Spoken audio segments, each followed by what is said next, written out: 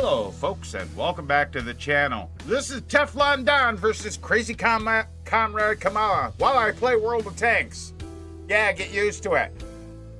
I gotta set up my YouTube live studio because this is all new. I'm just gonna use a Tanks thumbnail. I don't care. I'm not really too worried about it. Select all. Copy. Donald Trump is gonna wipe the floor with that drunk bitch.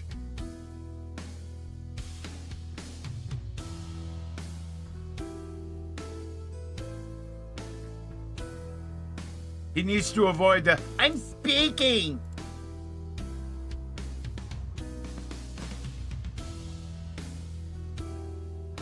I'm speaking.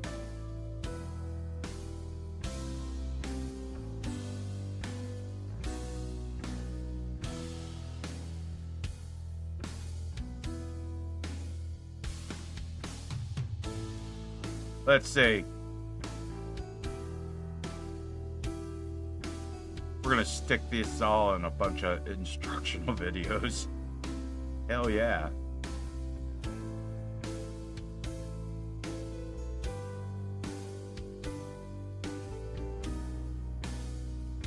Let's see what other ones I can. Oh, that'll work.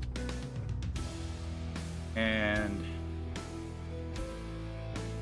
need to add some tags here.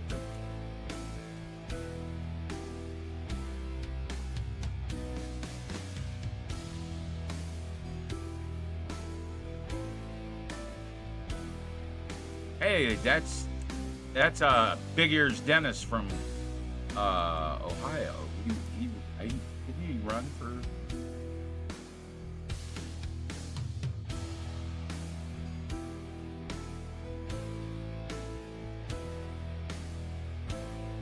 No one cares that Dick Cheney endorsed him. Screw her. No one cares.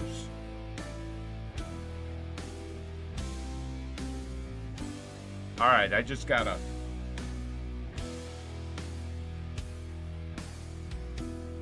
Yeah, she's so full of shit, dude.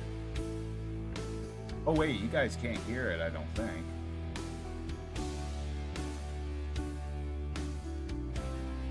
Let's go ahead and do the shares.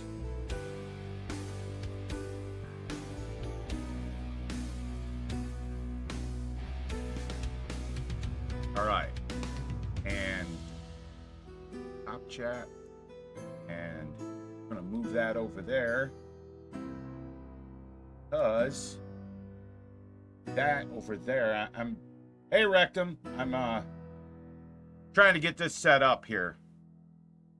Just got to do my shares.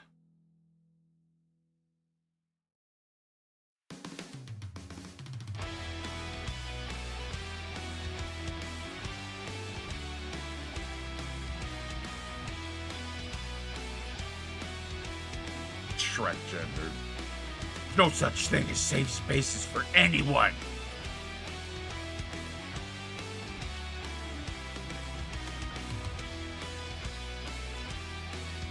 I'm just doing my shares here. I'm gonna play World of Tanks while the boss beats on Kamala.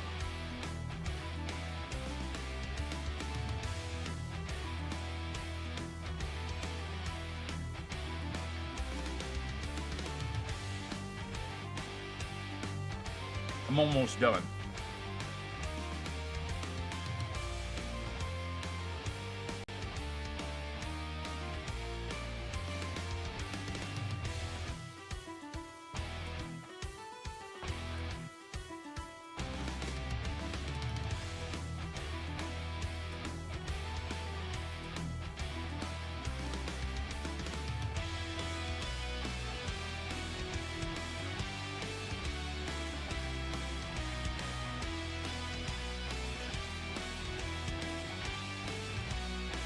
Just got to finish my shares. That's fine. That's fine.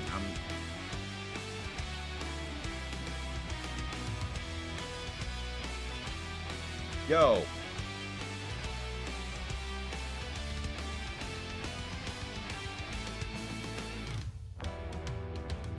Okay, that's good.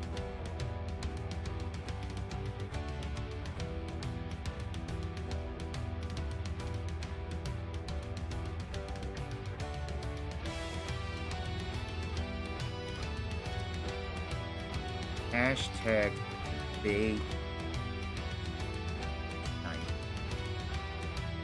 Hashtag bait.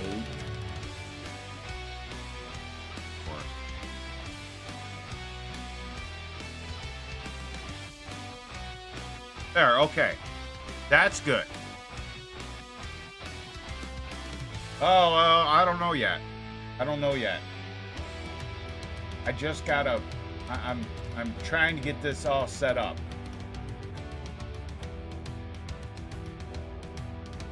The border's an example. The economy's another. There we go. I think that talking to this again, it did not help the Vice President Kamala Harris. I don't know if I bring this up here. Be frequently exposed to the press, and we'll see tonight if she's going to pay a price for that. And I think, you know, that's no good. I think you have to give it to her that she is smart. That's no good. Served in various capacities. The big concern I'd have for President Trump, don't underestimate her, because she could come out and surprise everybody. The Democrats were smart in trying to make her the change candidate, but I don't think most Americans, understanding that she's been vice president with Joe Biden, I'm going to have to pop my chat out. And in our final 30 seconds, sir, she'll also try to goad him and maybe try to make him look like he's attacking her as a female, as a woman, and that could be a pitfall for him, but one that I think a lot of the media will let her get away with. Out, guys. Well, look, you know better than I do, Bianca. If someone seems as if they're being nasty to a woman, if it's in a debate, you could pay a price for that. So President Trump's going to have to be on his best behavior in that regard. However, I don't think you're going to see him stepping away from an opportunity to go forward and question her on issues like crime. I think that's going to work. And the border and the economy. You know, on the border, can I slip in one quick follow-up, which is we've talked a lot the last couple of days about your state of Ohio and this community of Springfield. And we, of course, want to stick to the facts. And the local sheriff has said it's been exaggerated about eating cats. But the point is, illegal immigrants are there, and there's a lot of frustration that they're getting more benefits than American citizens. I'm sure you hear about this in the Buckeye State. What's the real story about illegal immigration? It used to be about Texas and Arizona, border states. Now even Ohio has it. Well, let me assure you, as someone who has, you know, covered a very large area of Ohio in recent months, look, people are concerned about the border. They feel that the government hasn't done the right thing, and those who are able to cross the border illegally are a great concern in the many communities that people have settled in.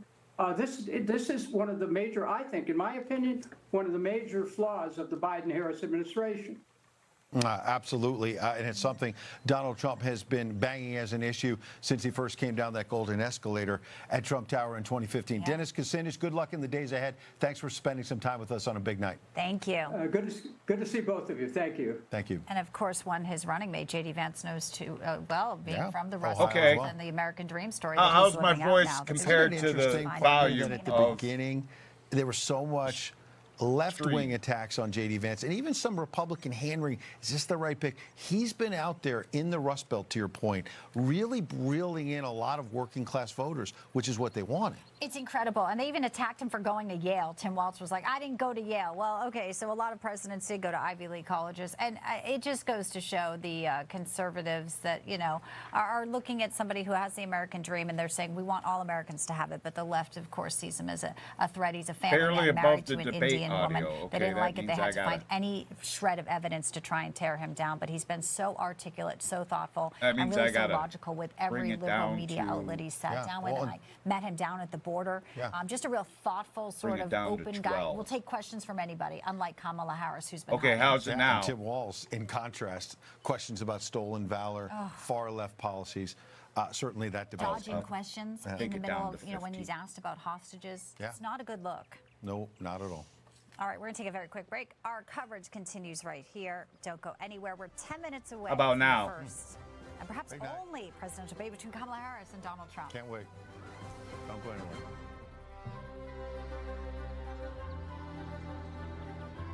I mean, I could probably turn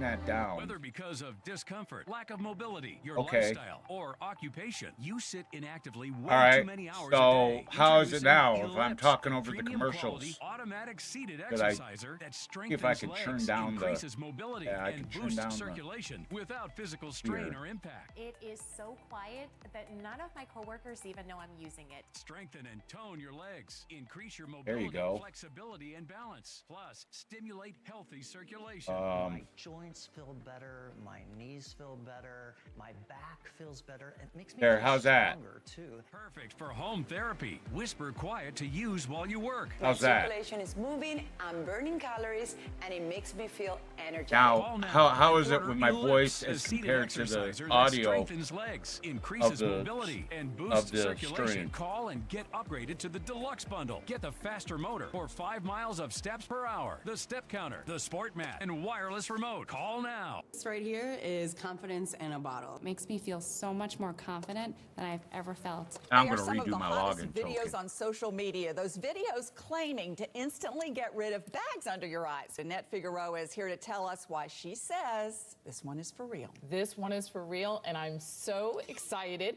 We even have a video, and all he uses is a small amount on a clean, dry face. And what Well, I it can does always- is it I- tightens if and it- lifts the appearance of I'm bags not underneath your gonna be eyes. And I did this to my talking father. We were at home, so we so applied much. it to his under eye bags. And let me tell you, we were so excited. And under I'm 2 not really minutes, gonna they be visibly talking disappeared from view. And now while it is they're literally speaking, part of both unless of I'm our daily routines. thinking And not I'm only does it crazy. work on the bags, it works on the appearance Comrade of hose, feet, Kamala, but- fine lines, and wrinkles. At our $14.95 price, it's the best I way don't to know try how Plexidome many and see it people work I after got. your first application. Call the number on your I screen. don't know how many Call people I got 800-316-6394. I was exhausted all watching the the time. stream either, and so. I just didn't feel like myself. And then came the weight gain. I found out Throw me I was out a like number millions there, of Americans whose folks. thyroid gland wasn't functioning like it was supposed to. And that's why I started taking Actilin, a premium nutritional supplement. Actilin was created by renowned physician Dr. David Brownstein, formulated with 17 powerful 9 people ingredients to watching. specifically support your thyroid Hi, function, folks. adrenal health, and metabolism. The whole deal And is now here is I'm you going to can play get World a of free Tanks bottle of Actilin while with our special offer. while Just the pay a boss small shipping and handling charge. Plus, totally wrecks- receive Dr. Brownstein's totally free wrecks special the, report, a doctor's guide to a healthy thyroid. If you're experiencing loss of energy, cold hands and feet, dry skin, Yeah, hurt. weight gain, or Cackle. joint pain, Actilin may be right for you. Don't wait. Act now. Get your free Hey, I'll trial tell you bottle what. of Actilin, valued I'll at tell you what. $39.95. This bitch is going to get this. If you could help reduce the urge to go to the bathroom due to your aging prostate, if you could improve your energy levels because you're getting a better night's sleep. Oh, would you? yeah. When I Of say course throw you me a would. number, Rectum, Now you can, with the help of Prostate Revive. I'm talking a about premium how many dietary people are supplement watching. for men whose lives, sleep, and energy levels are affected due to the concerns of an aging prostate. It was specially formulated for men by noted medical doctor, Dr. Well, David Brownstein. while the commercials are going to play, we're going to do some World of Tanks. Let's see. I got all my missions done, so Combined with 15 other important I'm going to try to. Prostate Revive's exclusive formula helps promote normal prostate function. I'm gonna That try means to, you can reduce the urge to go and finally up get a good my, night's sleep. Here's how you can try Prostate Revive risk-free. Mark of Simply excellence call on my or visit our Kunstpanzer. website now, and we'll send every new customer a risk-free Kunstpanzer. 30-day trial The of German Prostate tank Revive. You discount with the low the shipping and Fräuleins handling. This in is it. a $39.95 value. That's So full of don't delay. Fräuleins. Call or go online See? today. Full of Fräuleins.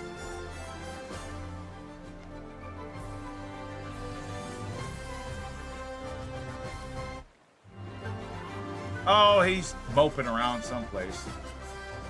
And welcome back. So great to have you here for our Okay, pre-debate they're, coverage. We are minutes away from the kickoff, and they're is just Donald minutes Trump, away. Kamala Harris Actually, before will I- be on the stage No, in no. Philadelphia. Back with Damn. us is David Harris Jr. I wanted and to get a Rick beer, Leventhal to discuss some of the thoughts as we head into what will be a history. Well, that's making okay. evening. David, I want to start with you. Kamala Harris has a lot to try to he's convince moping American around. voters about he hasn't been tonight. talking much. One of them, I think the biggest thing is she even up for this task? Okay. She was put into this position. What is at this? the This top is of the just a ticket regular without battle, single primary, top tier. And with the media's help, has managed to make it all the way here tonight.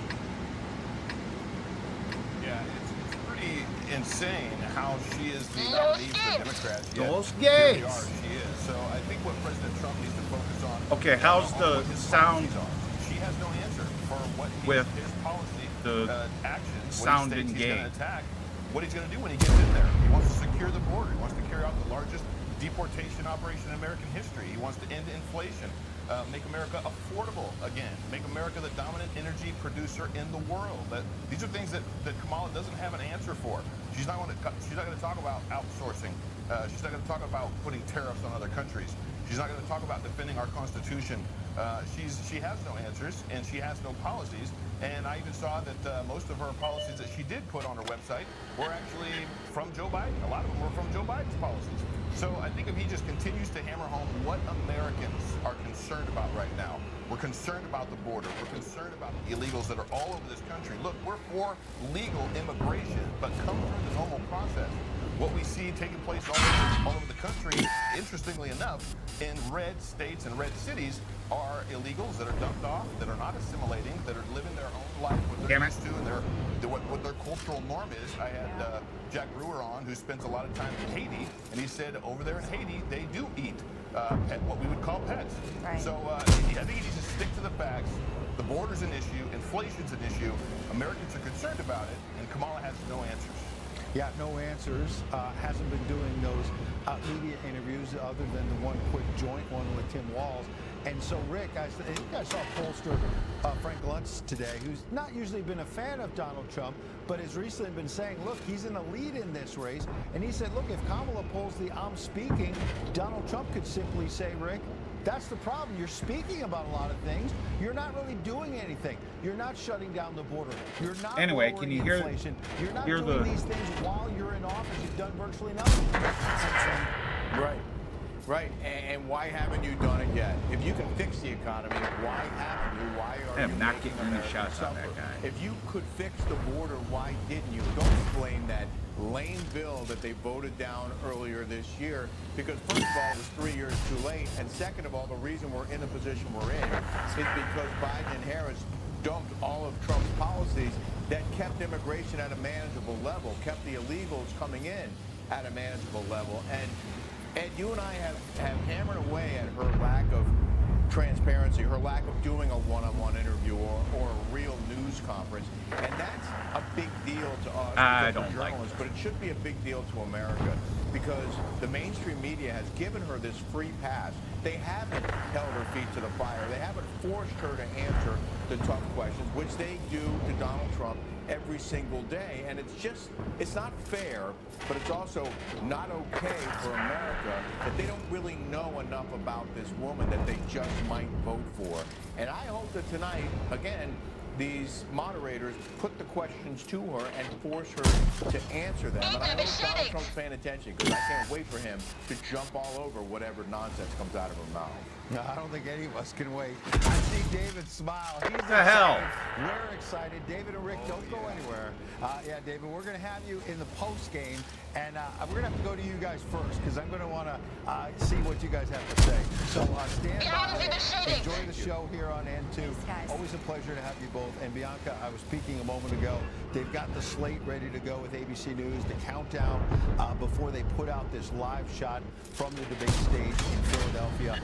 It's just pretty intense to think about how much is riding on this one night. Yeah, and my prediction is this is the beginning of the end for Kamala Harris. I don't think she has earned the respect or the votes of American people, and I think tonight you're going to see the campaign really have to do some cleanup after Donald Trump has a round or two with her. This is his second presidential debate. He is skilled, but he also has held the nation's highest office. He has been the leader of the free world. He has a record to run on, and when she goes into her record, there's only so many places to go.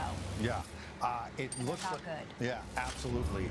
So Donald Trump trying to basically mark what would be the greatest political comeback in American history. Somebody who just about 4 years ago, after January 6th, was considered done politically.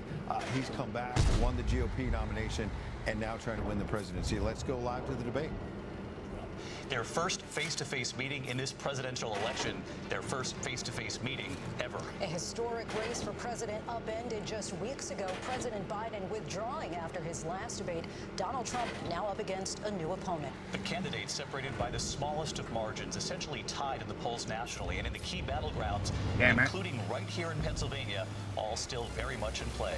The ABC News presidential debate starts right now.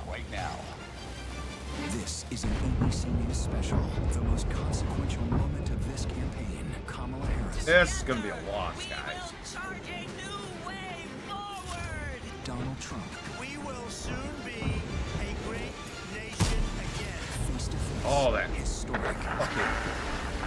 The RNC ABC is News killing. presidential debate. Here now, David Muir and Lindsay Davis. Good evening, I'm David Muir, and thank you for joining us for tonight's ABC News presidential debate. We want to welcome viewers watching on ABC and around the world tonight. Vice President Kamala Harris and President Donald Trump are just moments away from taking the stage in this unprecedented race for president. And I'm Lindsay Davis. Tonight's meeting could be the most consequential event of their campaigns, with Election Day now less than 2 months away. For Vice President Kamala Harris, this is her first debate since President Biden withdrew from the race on July 21st. Of course, that decision followed his debate against President Donald Trump in June. Since then, this race has taken on an entirely new dynamic. And that brings us to the rules of tonight's debate. 90 minutes with 2 commercial breaks. No topics or questions have been shared with the campaigns. The candidates will have 2 minutes to answer questions, and this is the clock. That's what they'll be seeing. 2 minutes for rebuttals and 1 minute for follow-ups, clarifications, or responses. Their microphones will only be turned on when it's their turn to speak. No pre-written notes allowed. There is no audience here tonight in this hall at the National Constitution Center. This is an intimate setting for 2 candidates who have never met. President Trump won the coin toss. He chose to deliver the final closing statement of the evening. Vice President Harris selected the podium to the right. So let's now welcome the candidates to the stage. Vice President Kamala Harris and President Donald Trump.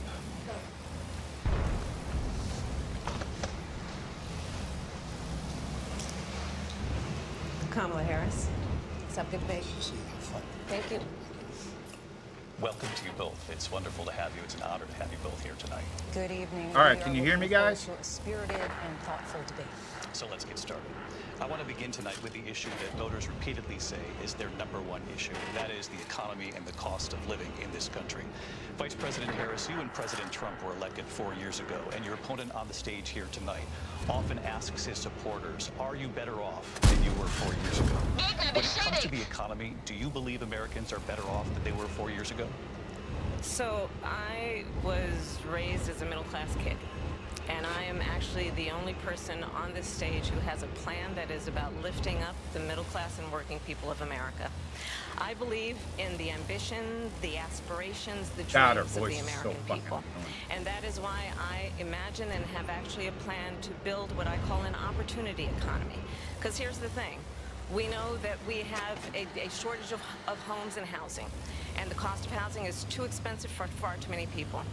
We know that young families need support to raise their children, and I intend on extending a tax cut for those families of $6,000, which is the largest child tax credit that we have given in a long time, so that those young families can afford to buy a crib, buy a car seat, buy clothes for their children. Okay, yeah, I'll hold My back.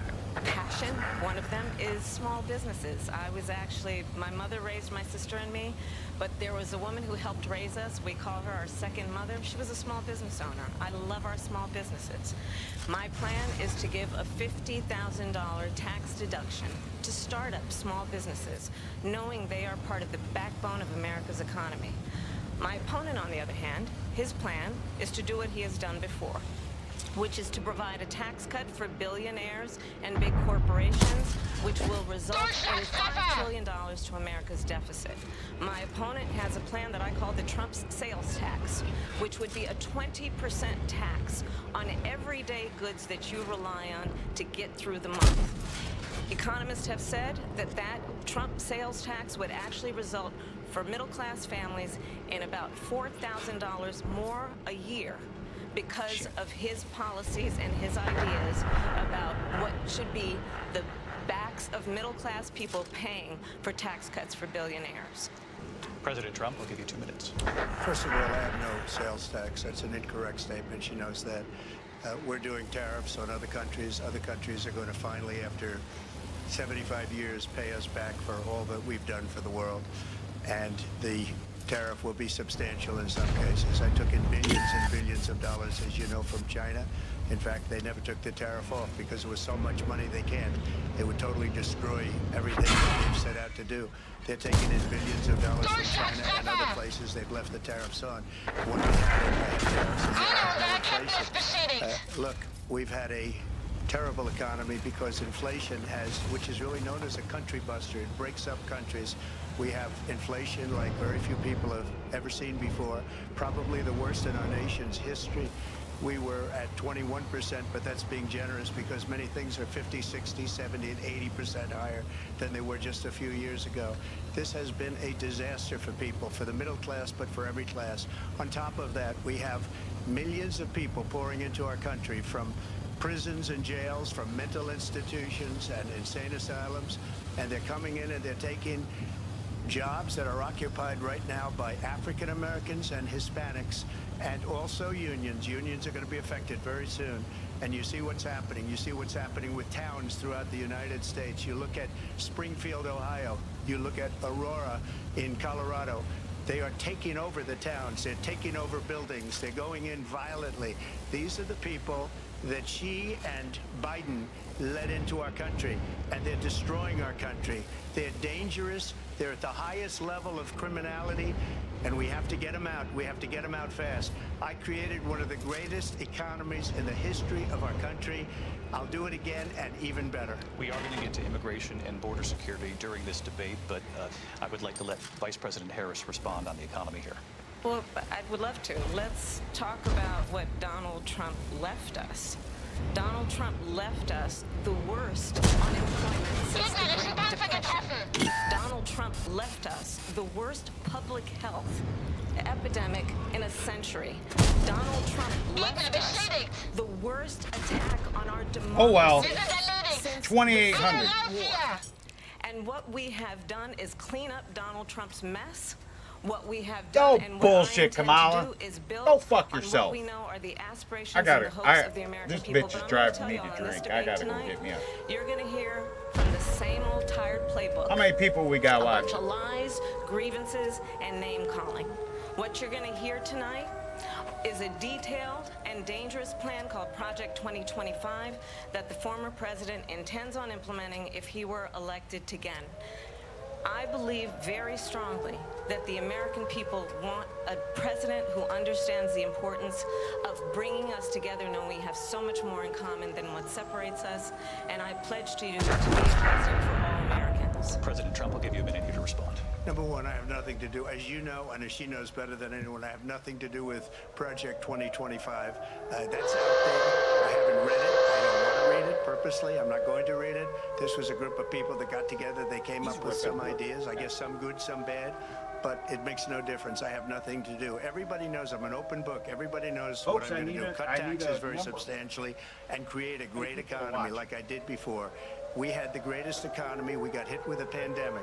And the pandemic was not since 1917, where 100 million people died. Has there been anything like it? We did a phenomenal job with the pandemic. We handed them over a country where the economy and where the stock market was higher than it was before the pandemic came in. Nobody's ever seen anything like it.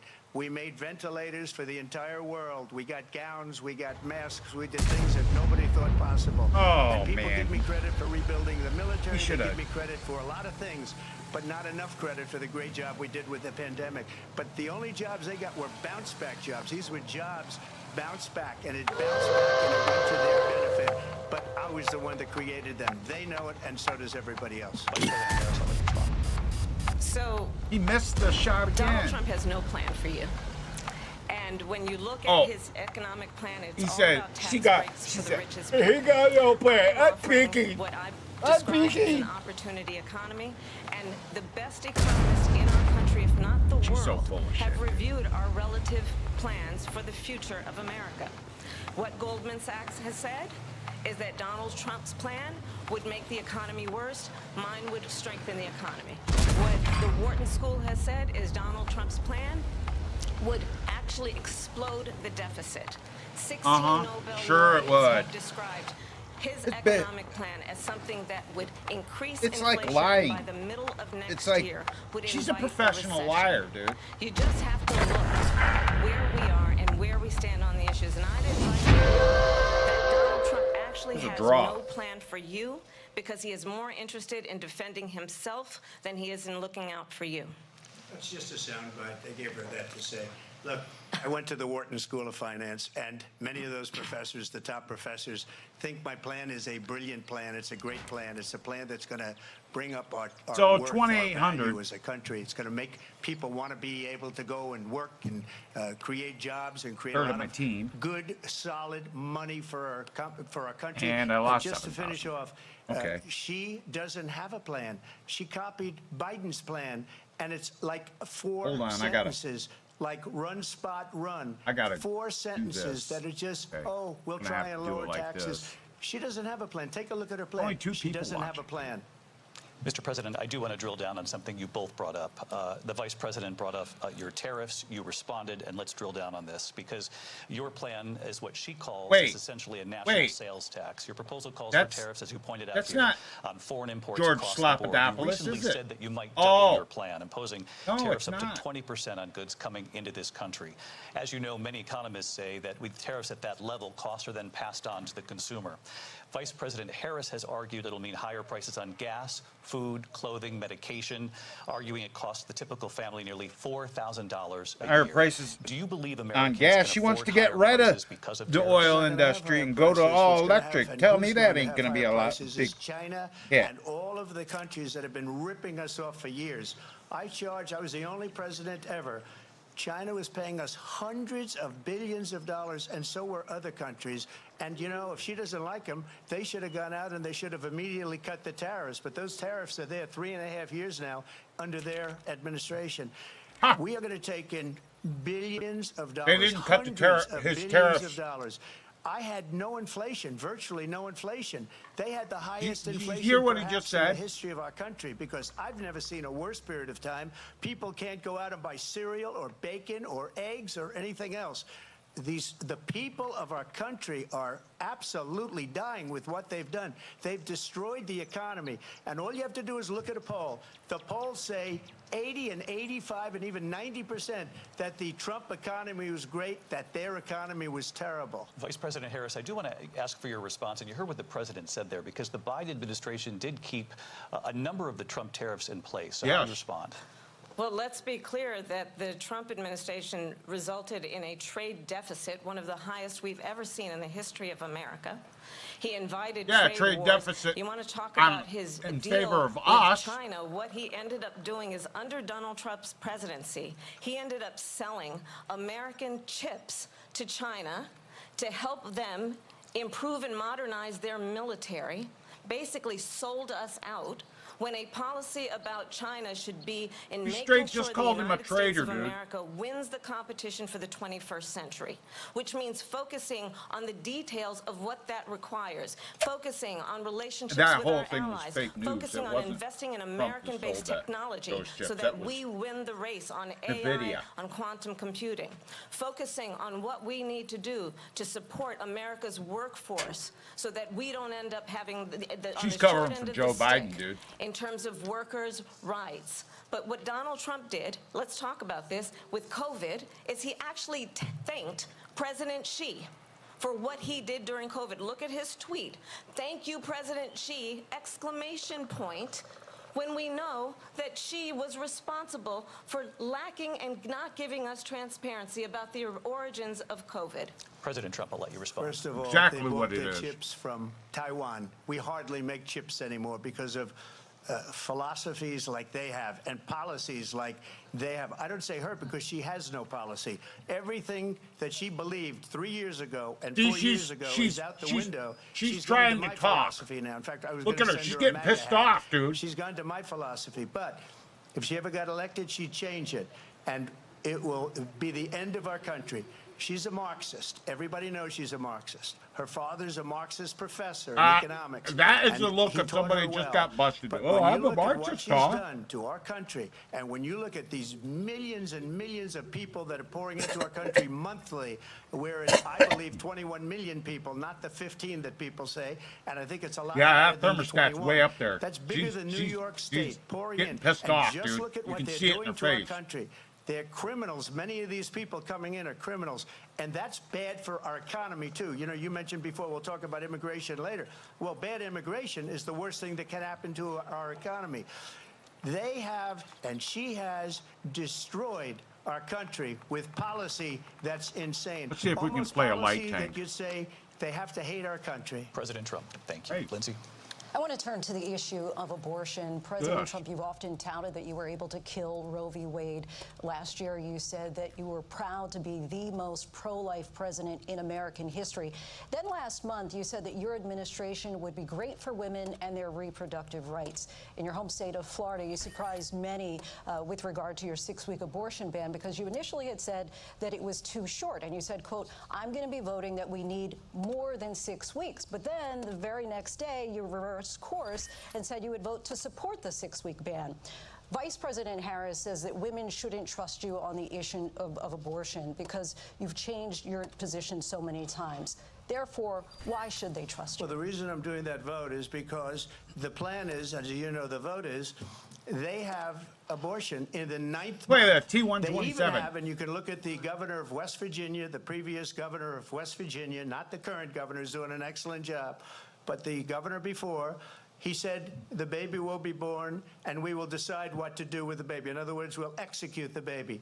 And that's why I did that, because that predominates, because they're radical. The Democrats are radical in that. And her vice presidential pick, which I think was a horrible pick, by the way, for our country, because he is really out of it. But her vice presidential pick says abortion in the 9th month is absolutely fine. He also says execution. Oh, she's getting lit up. Look at her. Execution, no longer abortion, because the baby is born, is okay. And that's not okay with me, hence the vote. But what I did is something for 52 years. They've been trying to get Roe v. Wade into the states. And through the genius and heart and strength of 6 Supreme Court justices, we were able to do that. Now, I believe in the exceptions for rape, incest, and life of the mother. I believe strongly in it. Ronald Reagan did also. 85% of Republicans do. Exceptions. Very important.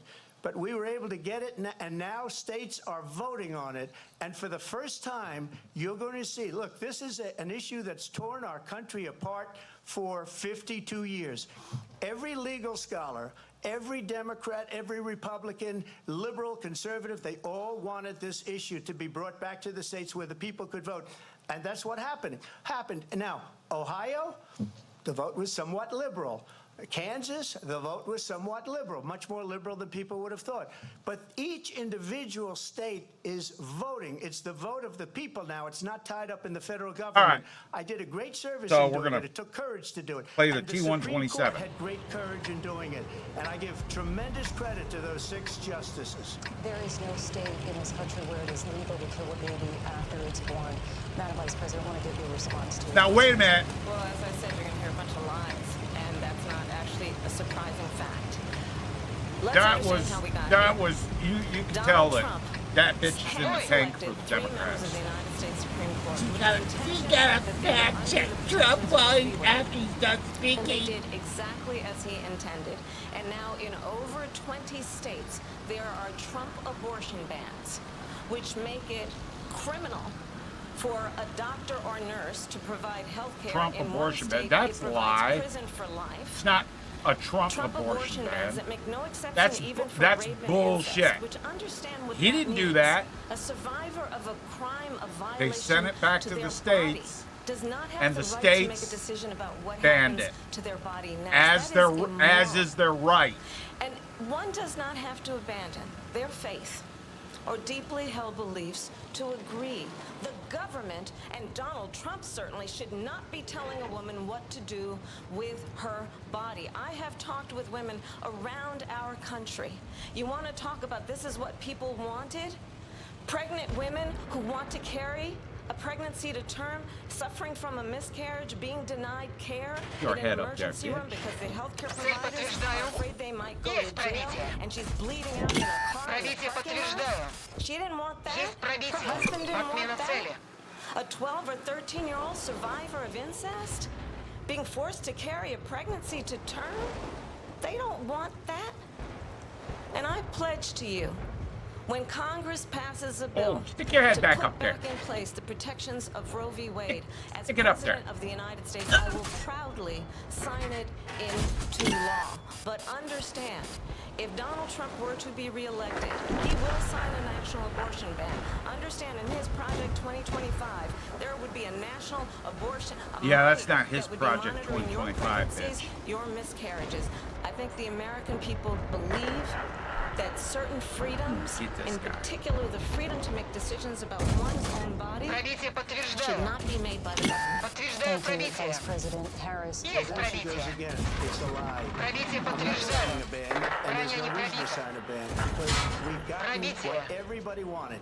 Democrats, Republicans, and everybody else, and every legal scholar wanted it to be brought back into the states, and the states are voting. And it may take a little time, but for 52 years, this issue has torn our country apart, and they've wanted it back in the states. And I did something that nobody thought was possible. The states are now voting. What she says is an absolute lie. And as far as the abortion ban, no, I'm not in favor of abortion ban, but it doesn't matter, because this issue has now been taken over by the states. Would you veto a national abortion ban? Well, we have to, because again, two things. Number one, she said she'll go back to Congress. She'll never get the vote. It's impossible for her to get the vote, especially now with the 50-50 and essentially 50-50 in both Senate and the House. She's not going to get the vote. She can't get the vote. She won't even come close to it. So it's just talk. You know what it reminds me of? When they said they're going to get student loans terminated, and it ended up being a total catastrophe. The student loans, and then her, I think probably her boss, if you call him a boss, he spends all his time on the beach. But look, her boss went out and said, we'll do it again. We'll do it a different way. And he went out, got rejected again by the Supreme Court. So all these students got taunted with this whole thing about this whole idea. And how unfair that would have been, part of the reason they lost, to the millions and millions of people that had to pay off their student loans. They didn't get it for free. But they were saying it's the same way that they talked about that they talk about abortion. But if I could just get a yes or no, because your running mate, J.D. Vance, has said that you would veto it if it did come to your desk. Well, I didn't discuss it with J.D. in all fairness. J.D., and I don't know if he has a certain view, but I think he was speaking for me, but I really didn't. Look, we don't have to discuss it, because she'd never be able to get it, just like she couldn't get student loans. They couldn't get student loans. They didn't even come close to getting student loans. They taunted young people and a lot of other people that had loans. They can never get this approved. Well, that Matilda's about fucking useless. So wonderful. Let's go to Congress. At least I got my hip But the fact is that for and years kill. they wanted to get it out of Congress and out of the federal government. And we did something that everybody said couldn't be done. And now you have a vote of the people on abortion. Vice President Harris, want to give you your time to respond, but I do want to ask, would you support any restrictions on a woman's right to an abortion? I absolutely support reinstating the protections of Roe v. Wade. And as you rightly mentioned, nowhere in America is a woman carrying a pregnancy to term and asking for an abortion. That is not happening. It's insulting to the women of America. And What's insulting is that bitch's voice and her face. Her face is really insulting. Who pray and dream of having a family. Yeah, I'm black. Are being denied You ain't IVF black, bitch. treatments. You're an idiot. What is happening in our country? Working people, working women who are working 1 or 2 jobs, who can barely afford child care as it is, have to I tell that travel bitch to to get a another job, state, but to get on a plane sitting next to strangers, to go and get the health care she needs, barely can afford to do it. And what you are putting her through is unconscionable. It's not him doing it, you fucking bitch. The majority of Americans He just said he just give it to the Supreme Court and they sent it back to the states. In every state where this issue has been on the ballot in red and the reason they're so pissed off about it is because they don't have the votes to ram that shit through. Another lie. It's another lie. I have been a leader on IVF, which is fertilization. The IVF, I have been a leader. In fact, when they got a very negative decision on IVF from the Alabama courts, I saw the people of Alabama and the legislature 2 days later voted it in. I've been a leader grand on it. battle. They know that, and everybody else knows it. I have been a leader on fertilization, IVF. And the other thing, you should ask, will she allow abortion in the 8th month, 9th month, 7th month? Come on. Okay, would you do that? Why don't you ask me that question? Why don't you answer the question? Would you because veto? under Roe v. Wade, Why is your mic turned on? abortions in the 7th month, the 8th month, the 9th month, and probably after birth. Just look at the governor, former governor of Virginia. The governor of Virginia said we put the baby aside and then we determine what we want to do with the baby. President Trump, thank you. We're going to turn now to immigration and border security. We know it's an issue that's important to Republicans, Democrats, voters across the board. Oh, this is where he's going to eat her alive. Vice President Harris, you were tasked by President Biden with getting to the root causes of migration from Central America. We know that illegal border crossings reached a record high. She was the border czar. They even said President Biden imposed tough new asylum restrictions. We know the numbers since then have dropped significantly. But my question to you tonight is, why did the administration wait until 6 months before the election to act? And would you have done anything differently from President Biden on this? So I'm the only person on this stage who has prosecuted transnational criminal organizations for the trafficking of guns, drugs, and human beings. And let me say that the United States Congress, including some of the most conservative members of the United States Senate, came up with a border security bill which I supported.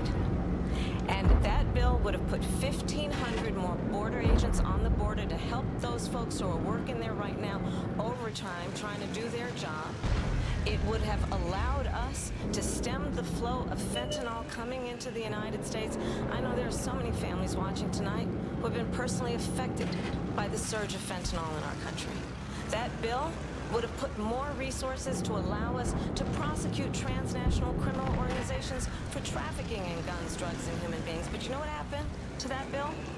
Donald Trump got on the phone, called up some folks in Congress, and said, kill the bill. And you know why? Because he'd prefer to run on a problem instead of fixing a problem. And understand, well, boys, what are we going to do? At a time where the people of our country actually need a leader who engages in solutions, who actually addresses the problems at hand. But what we have in the former president is someone who would prefer to run on a problem instead of fixing a problem. And I'll tell you something, he's going to talk about immigration a lot tonight, even when it's not the subject that is being raised. And I'm going to actually do something really unusual, and I'm going to invite you to attend one of Donald Trump's rallies, because it's a really interesting thing to watch. You will see during the course of his rallies, he talks about fictional characters like Hannibal Lecter. He will talk about windmills cause cancer. And what you will also notice is that people start leaving his rallies early out of exhaustion no, they don't. and boredom. That's some bullshit. What you will not hear him talk about is you. You will not hear him talk about your needs, your dreams, and your desires. And I'll tell you, I believe you deserve a president who actually puts you first, and I pledge to you that I will. Vice President Harris, thank you. President Trump, on that point, I want to get your why did you try to kill that bill, and successfully so, that would have put thousands of additional agents and officers on the board? First, let me respond as to the rallies. She said people start leaving. People don't go to her rallies. There's no reason to go. And the people that do go, she's bussing them in and paying them to be there, and then showing them in a different light. So she can't talk about that. People don't leave my rallies. We have the biggest rallies, the most incredible rallies in the history of politics. That's because people want to take their country back. Our country is being lost. We're a failing nation. And it happened 3.5 years ago. And what's going on here, you're going to end up in World War III, just to go into another subject. what they have done to our country by allowing these millions and millions of people to come into our country, and look at what's happening to the towns all over the United States. And a lot of towns don't want to talk. It's not going to be Aurora or Springfield. A lot of towns don't want to talk about it because they're so embarrassed by it. In Springfield, they're eating the dogs, the people that came in. They're eating the cats. They're eating the pets of the people that live there. And this is what's happening in our country, and it's a shame. As far as rallies are concerned, as far as the reason they go is they like what I say. They want to bring our country back. They want to make America great again. It's a very simple phrase, make America great again. She's destroying this country, and if she becomes president, this country doesn't have a chance of success. Not only success, we'll end up being Venezuela on steroids. I just want to clarify here, you bring up Springfield, Ohio, and ABC News did reach out to the city manager there. He told us there had been no credible reports of specific claims of pets being harmed, injured, or abused by individuals within the immigrant community. Also, let me just say here, this is the people on television say my dog was taken and used for food. So maybe he said that, and maybe that's a good thing to say for a city manager. I'm not taking this from television. People on television saying the dog was eaten by the people that went there. Again, the Springfield city manager says there's no evidence of that. Vice President Harris, I'll let you respond to the rest of what you've heard. Talk about extreme. You know, this is, I think, one of the reasons why in this election I actually have the endorsement of 200 Republicans who have formally worked with President Bush, Mitt Romney, and John McCain, including the endorsement of former Vice President Dick Cheney and Congress member Liz Cheney.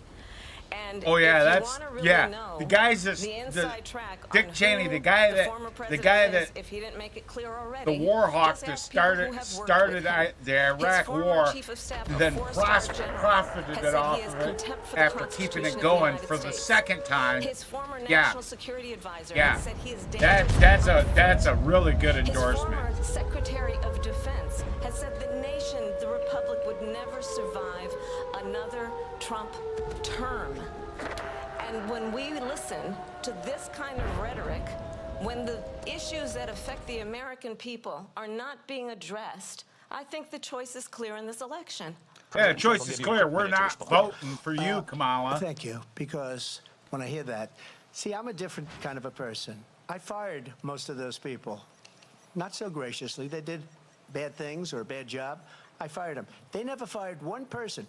They didn't fire anybody having to do with Afghanistan and the Taliban and the 13 people whose were just killed, viciously and violently killed. We're going to wait for that tank to come back because I'm going to play Onslaught. They didn't fire. They should have fired all those generals, all those top people, because that was one of the most incompetently handled situations anybody has ever seen. So when somebody does a bad job, I fire him. And you take a guy like Esper. He was no good. I fired him. So he writes a book. Another one writes a book. Because with me, they can write books. With nobody else can they. But they have done such a poor job, and they never fire anybody. Look at the economy. Look at the inflation. They didn't fire any of their economists. They have the same people. That's a good way not to have books written about you. But just to finish, I got more votes than any Republican in history by far. In fact, I got more votes than any president, sitting president, in history by far. Let me continue on immigration. It was what you wanted to talk about earlier, so let's get back to your deportation proposal that the vice president has reacted to as well. President Trump, you call this the largest domestic deportation operation in the history of our country. You say you would use the National Guard. You say things get out of control. You'd have no problem using the U.S. military. How dare you say that? You would use local police. How would you deport? I know the Democrats I voted for ruined this country. Take us through next time I vote for a different Democrat. In this country? Okay, Larry. It is much higher because of them. They allowed criminals, many, many millions of criminals. They allowed terrorists. They allowed common street criminals. They allowed people to come in, drug dealers, to come into our country. And they're now in the United States. Yeah, anyway, so we're going to play Onslaught. By their countries like Venezuela, don't ever come back or we're going to kill you. Do you know that crime in Venezuela and crime in countries all over the world is way down? You know why? Because they've taken their criminals off the street and they've given them to her to put into our country. And this will be one of the greatest mistakes in history for them to allow. Oh, and I think they probably did it because they think they're going to get votes, but it's not worth it. Because they're destroying the fabric of our country by what they've done. There's never been anything done like this at all. They've destroyed the fabric of our country. Millions of people let in, and all over the world, crime is down. All over the world except here. Crime here is up and through the roof, despite their fraudulent statements that they made. Crime in this country is through the roof, and we have a new form of crime. It's called migrant crime, and it's happening at levels that nobody thought possible. President Trump, as you know, the FBI says overall violent crime is actually coming down in this country. But excuse me, the FBI they were defrauding statements. They didn't include the worst cities. They didn't include the cities with the worst crime. It was a fraud, just like their number of 818,000 jobs that they said they created turned out to be a fraud. President Trump, thank you. I'll let you respond, Vice President Harris. Well, I think this is so rich, coming from someone who has been prosecuted for there it is. Economic crimes, election interference. He's trying to has pull up. been found liable for sexual assault, and his next big court appearance is in November at his own criminal sentencing. And let's be clear where each person stands on the issue of what is important about respect for the rule of law and respect for law enforcement. The former vice president called for defunding federal law enforcement, 45,000 agents, get this, on the day after he was arraigned on 34 felony counts. So let's talk about what is important in this race. It is important that we move forward, that we turn the page on this same old tired rhetoric and address the needs of the American people, address what we need to do about the housing shortage, which I have a plan for, address what we must do to support our small businesses, address bringing down the price of groceries. But frankly, the American people are exhausted with this same old tired playbook. Vice President Harris. Excuse me. Every one of those cases was started by them against their political opponent. And I'm winning most of them, and I will win the rest on appeal. And you saw that with the decision that came down just recently from the Supreme Court. I'm winning most of them. But those cases, it's called weaponization. Never happened in this country. They weaponized the Justice Department. Every one of those cases was involved with the DOJ, from Atlanta and Fani Willis to the Attorney General of New York and the DA in New York. Every one of those cases. And then they say, oh, he wasn't paying attention. Made them go after me. By the way, Joe Biden was found essentially guilty on the documents case. And what happened in my documents case? They said, oh, that's the toughest of them all. A complete and total victory. 2 months ago, it was thrown out. It's weaponization, and they used it, and it's never happened in this country. They used it to try and win an election. They're fake cases. President Trump, thank you. A really quick response here, Vice President Harris, on this notion of weaponization of justice. Well, let's talk about extreme and understand the context in which this election in 2024 is taking place. The United States Supreme Court recently ruled that the former president would essentially be immune from any misconduct if he were to enter the White House again.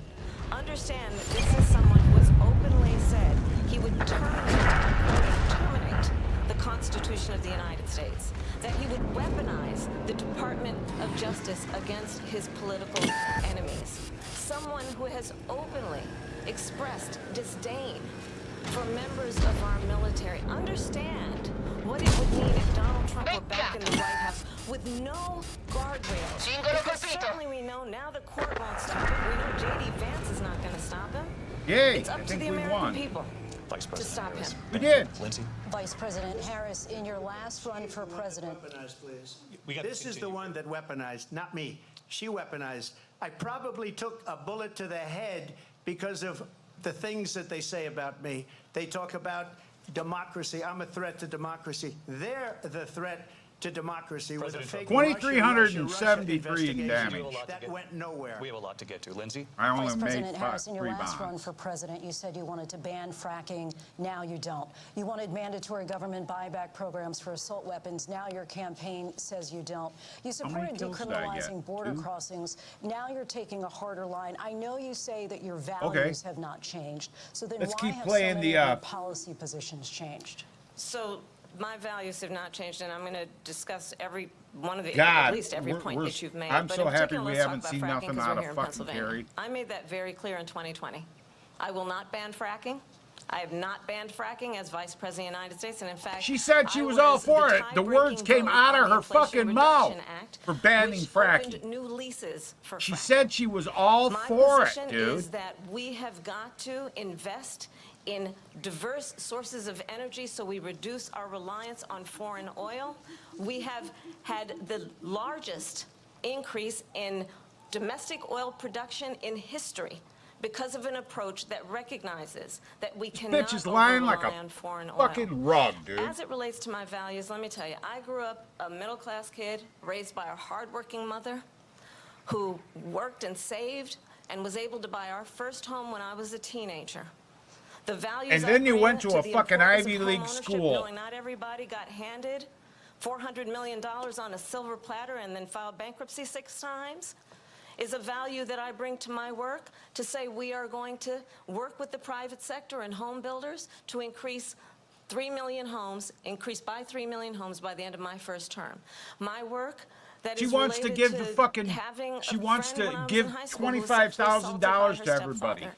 And my for focus houses. then on Where's she gonna protecting get the women and money? children from violent crime is based on a value that is deeply grounded in the importance of standing up for those who are most vulnerable. My work that is about protecting Social Security and Medicare is based on long-standing work that I have done, protecting seniors from scams. My values have not changed. And what is important Want is to that there protect is a seniors president from who actually scams. brings values Fucking drop out of and the a race, you perspective fucking that is lying about bitch. lifting people up and not beating people down and name-calling. The true measure of the leader is You the are a piece of shit. leader How who about that actually for a name understands calling? The strength is not in beating people down, it's in lifting people up. I intend to be that president. President Trump, Well, first of all, I wasn't given $400 million. I wish I was. My father was a Brooklyn builder, Brooklyn, Queens, and a great father, and I learned a lot from him. But I was given a fraction of that, a tiny fraction, and I built it into many, many billions of dollars, many, many billions. And when people see it, they are even surprised. So we have to talk about that. Fracking, she's been against it for 12 years. Defund the police, she's been against that forever. She gave all that stuff up very wrongly, very horribly, and everybody's laughing at it, okay? They're all laughing at it. She gave up at least 12 and probably 14 or 15 different policies. Like, she was big on defund the police. In Minnesota, she went out, wait a minute, I'm talking now.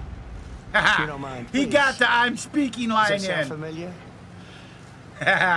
She went out. That's fucking great, dude. She went out in Minnesota, wanted to let criminals that killed people, that burned down Minneapolis, she went out and raised money to get them out of jail. She did things that nobody would ever think of. Now she wants to do transgender operations on illegal aliens that are in prison. This is a radical left liberal that would do this. She wants to confiscate your guns, and she will never allow fracking in Pennsylvania. If she wins the election, fracking in Pennsylvania will end on day one. Just to finish one thing, it's all important in my opinion. So I got the oil business going like nobody has ever done before. When they took over, they got rid of it, started getting rid of it, and the prices were going up. Yeah, boy. They immediately let these guys go to where they were. I would have been 5 times, 4 times, 5 times higher, because you're talking about 3.5 years ago. They got it up to where I was because they had no choice, because the prices of energy were quadrupling and doubling. You saw what happened to gasoline. So they said, let's go back to Trump. But if she won the election, the day after that election, they'll go back to destroying our country. And oil will be dead, fossil fuel will be dead. We'll go back to windmills, and we'll go back to solar, where they need a whole desert to get some energy. You ever see a solar plant? By the way, I'm a big big fan of solar, but they take 400, 500 acres of desert soil. These are not good things for the environment. Lindsay, thank you. We have an election in just 56 days. And I want to talk about the peaceful transfer of power, which, of course, we all know is a cornerstone of our democracy, and the role of a president in a moment of crisis. Mr. President, on January 6th, you told your supporters to march to the Capitol. You said you would be right there with them. The country and the world saw what played out at the Capitol that day, the officers coming under attack. Aides in the West Wing say you watched it unfold on television off the Oval Office. You did send out tweets, but it was more than 2 hours before you sent out that video message. Is there anything you regret about what you did on that day? You just said a thing that isn't covered. Peacefully and patriotically. I said during my speech, not later on. Peacefully and patriotically. And nobody on the other side was killed. Ashley Babbitt was shot by an out-of-control police officer that should have never, ever shot her. It's a 3,300 in damage, dude. We didn't do this group of people that have been treated so badly. I ask, what about all the people that are pouring into our country and killing people that she allowed to pour in? She was the border czar, remember that. She was the border czar. She doesn't want to be called the border czar because she's getting mad now. Now she's shaking her head. Well, I'm surprised you're not talking about the border yet. That's because she knows what a bad job they've done. What about those people? When are they going to be prosecuted? When are these people from countries all over the world, not just South America? They're coming in from all over the world, David, all over the world, and crime rates are down all over the world because of it. But let me just when are those, David? When are those people going to be prosecuted? When are the people only that got one bomb out of going to that? be prosecuted? Or in Seattle, they went into Seattle. They took over a big percentage of the city of Seattle. When are those people going to be prosecuted? At least I didn't lose credits. But let me just ask you. You might ask her that question. You were the president. You were watching it unfold on television. It's a very simple question as we move forward toward another election. Is there anything you regret about what you did on that day? Yes, sir. I had nothing to do with that other than they asked me to make a speech. I showed up for a speech. I said, I think it's going to be big. I went to Nancy Pelosi and the mayor of Washington, D.C., and the mayor put it back in writing, as you know. I said, you know, this is going to be a very big rally or whatever you want to call it. And again, it wasn't done by me. It was done by others. I said, I'd like to give you 10,000 National Guard or soldiers. They rejected me. Nancy Pelosi rejected me. It was just 2 weeks ago, her daughter has a tape of her saying she is fully responsible for what happened. They want to get rid of that tape. It would have never happened if Nancy Pelosi and the mayor of Washington did their jobs. I wasn't responsible for security. Nancy Pelosi was responsible. She didn't do her job. The question was about you as president, not about former Speaker Pelosi, but I do want Vice President Harris to respond here. I was at the Capitol on January 6th. I was the vice president-elect. I was also an acting senator. I was there. And on that day, the president of the United States incited a violent mob to attack our nation's capital, to desecrate our nation's capital. On that day, 140 law enforcement officers were injured, and some died. And understand, the former president has been indicted and impeached for exactly that reason. But he wasn't convicted in the Senate, so it doesn't mean nothing. Let's remember Charlottesville, where there was a mob of people carrying tiki torches, spewing anti-Semitic hate. And what did the president then at the time say? There were fine people on each side. Let's remember that when it came to the Proud Boys, a militia, the president said, the former president said, stand back and stand by. So for everyone watching who remembers what January 6th was, I say, we don't have to go back. Let's not go back. We're not going back. It's time to turn the page. And if that was a bridge too far for you, well, there is a place in our campaign for you to stand for country, to stand for our democracy, to stand for rule of law, and to end the chaos, and to end the approach that is about attacking the foundations of our democracy because you don't like the outcome. And be clear on that point. Donald Trump, the candidate, has said in this this election, there will be a bloodbath. If this and the outcome of this election is not to his liking, shit talking let's turn bitches the page on bitching this. now. Let's not go back. Let's chart a course for the future and not go backwards to the past. Let me just follow up here. It was a different term, and it was a term that related to energy because they have destroyed our energy business. That was where bloodbath was. Also, on Charlottesville, that story has been, as you would say, debunked. Laura Ingraham, Sean Hannity, Jesse, all of these people, they covered it. If they go an extra sentence, they will see it was perfect. It was debunked in almost every newspaper, but they still bring it up, just like they bring 2025 up. They bring all of this stuff up. I ask you this, you talk about the Capitol. Why are we allowing these millions of people to come through on the southern border? How come she's not doing anything? And I'll tell you what I would do, and I would be very proud to do it. I would say we would both leave this debate right now. I'd like to see her go down to Washington, D.C. during this debate because we're wasting a lot of time.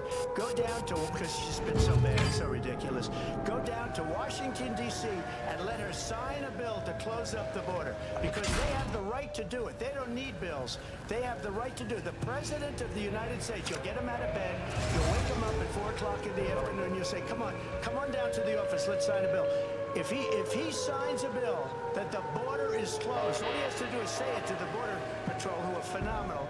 If they do that, the border is closed. Those people are killing many people, unlike J6. We talked inflation here tonight. I do want to focus on this next issue to both of you because it really brings us this into focus in these times that we're living in. Mr. President, for 3.5 years after you lost the 2020 election, you repeatedly falsely claimed that you won, many times saying you won in a landslide. In the past couple of weeks leading up to this debate, you have said, quote, you lost by a whisker, that you, quote, didn't quite make it, that you came up a little bit short. Are you now acknowledging that you lost in 2020? No, I don't acknowledge it at all. I said that sarcastically, you know that. It was said, oh, we lost by a whisker. That was said sarcastically. Look, there's so much proof. All you have to do is look at it, and they should have sent it back to the legislatures for approval. I got almost 75 million votes, the most votes any sitting president has ever gotten. I was told if I got 63, which was what I got in 2016, you can't be beaten. The election, people should never be thinking about an election as fraudulent. We need two things. We need walls, and we have to have it. We have to have borders, and we have to have good elections. Our elections are bad. And a lot of these illegal immigrants coming in, they're trying to get them to vote. They can't even speak English. They don't even know what country they're in practically. And these people are trying to get them to vote. And that's why they're allowing them to come into our country. I did watch all of these pieces of video. I didn't detect the sarcasm, lost by a whisker. We didn't quite make it. And we should just point out here as clarification, and you know this, you and your allies, 60 cases. You didn't detect the sarcasm because you don't get they said we didn't have nuance, you piece of shit. Can you imagine a system where a person in an election doesn't have standing? The President of the United States doesn't have standing. That's how we lost. If you look at the facts, and I'd love to have you'll do a special. I'll show you Georgia, and I'll show you Wisconsin, and I'll show you Pennsylvania, and I'll show you. We have so many facts and statistics, but you know what? That doesn't matter because we have to solve the problem that we have right now. That's old news. And the problem that we have right now is we have a nation in decline, and they have put it into decline. We have a nation that is dying, David. Mr. President, thank you. Vice President Harris said he didn't say that he lost by a whisker, so he still believes he did not lose the election that was won by President Biden and yourself.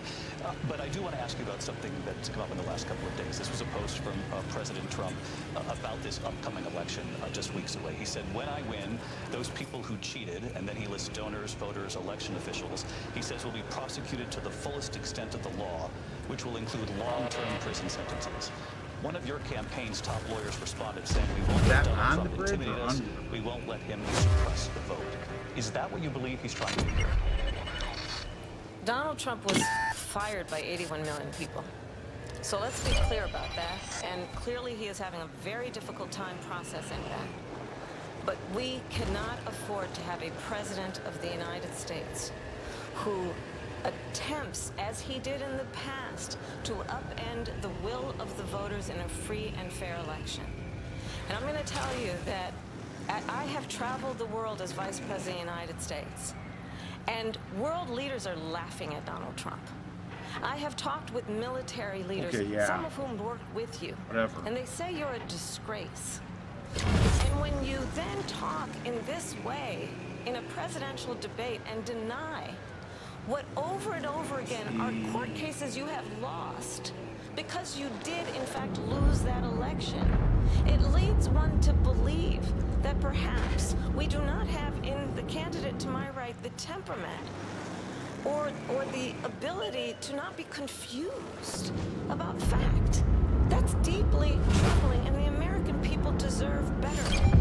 I'll give you 1 minute to respond, Mr. President. Let me just say about world leaders. Viktor Orban, one of the most respected men, they call him a strong man. He's a tough person, smart. Prime Minister of Hungary. They said, well, why that is was the whole stupid. world blowing up? 3 years ago it wasn't. Why is it blowing up? He said, because you need Trump back as president.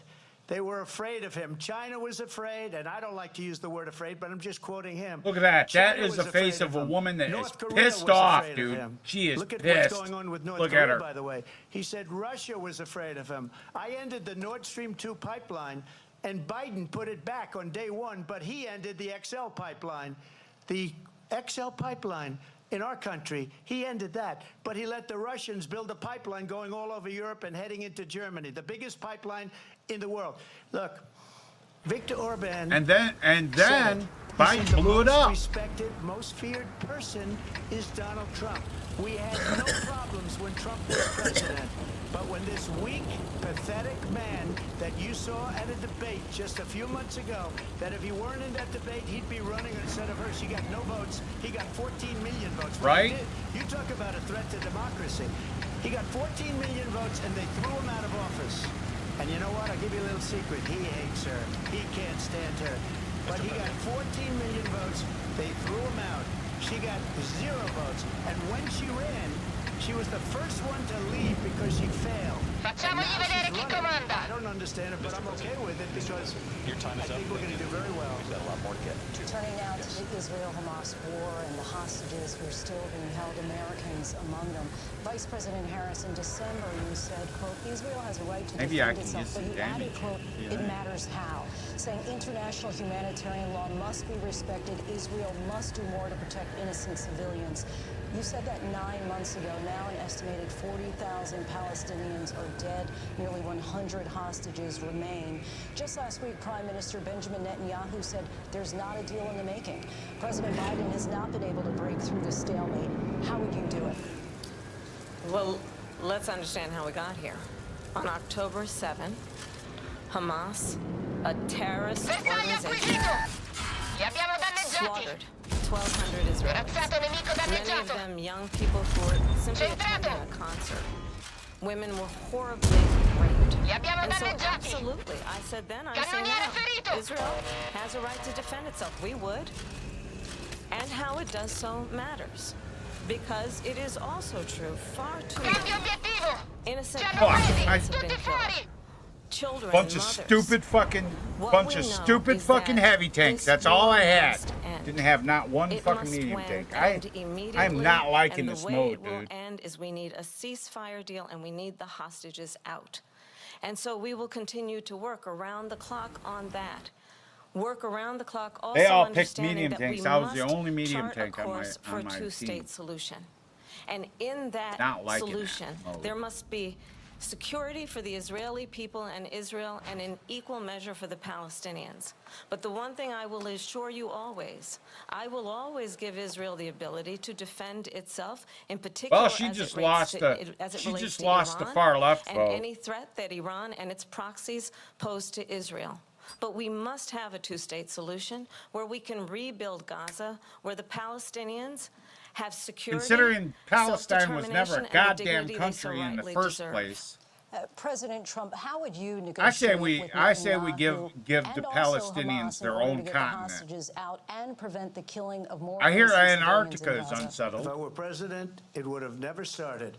If I were president, Russia would have never, ever, I know Putin very well, he would have never, and there was no threat of it either, by the way, for 4 years, have gone into Ukraine and killed millions of people when you add it up. Far worse than people understand what's going on over there.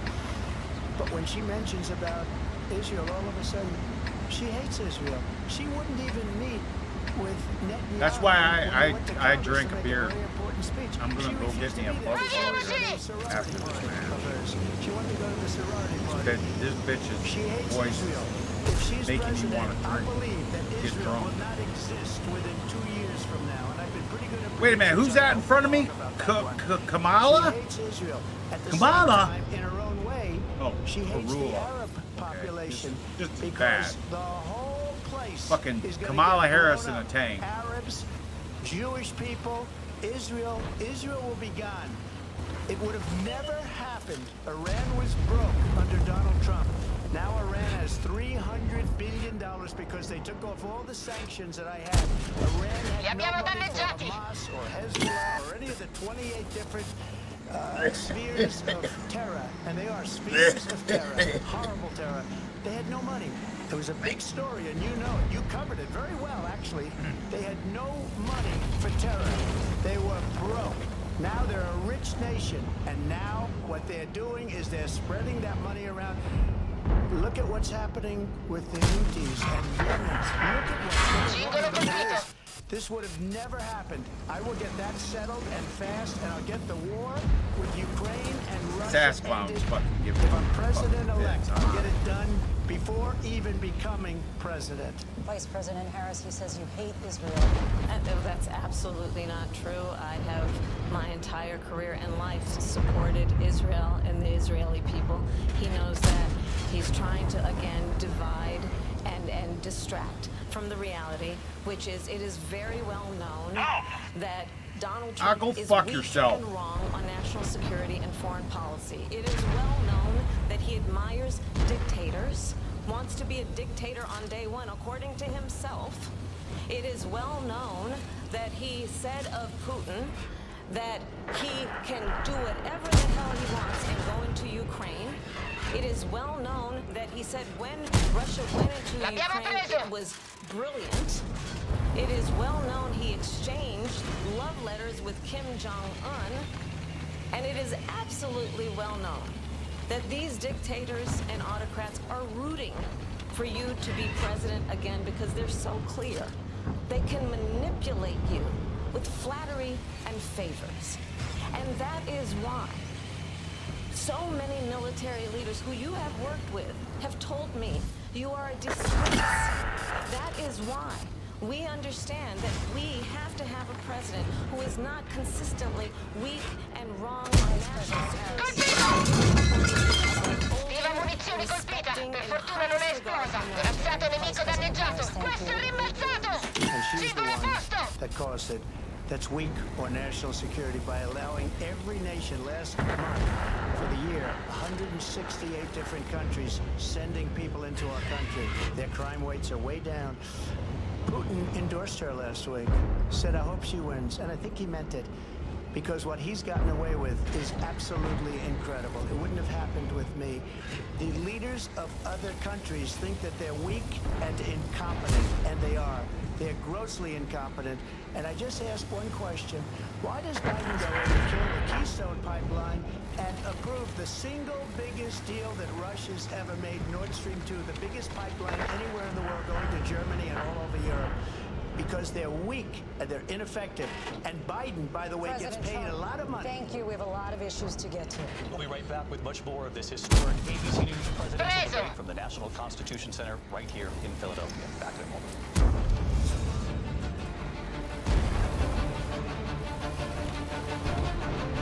The ABC News presidential debate will continue after this.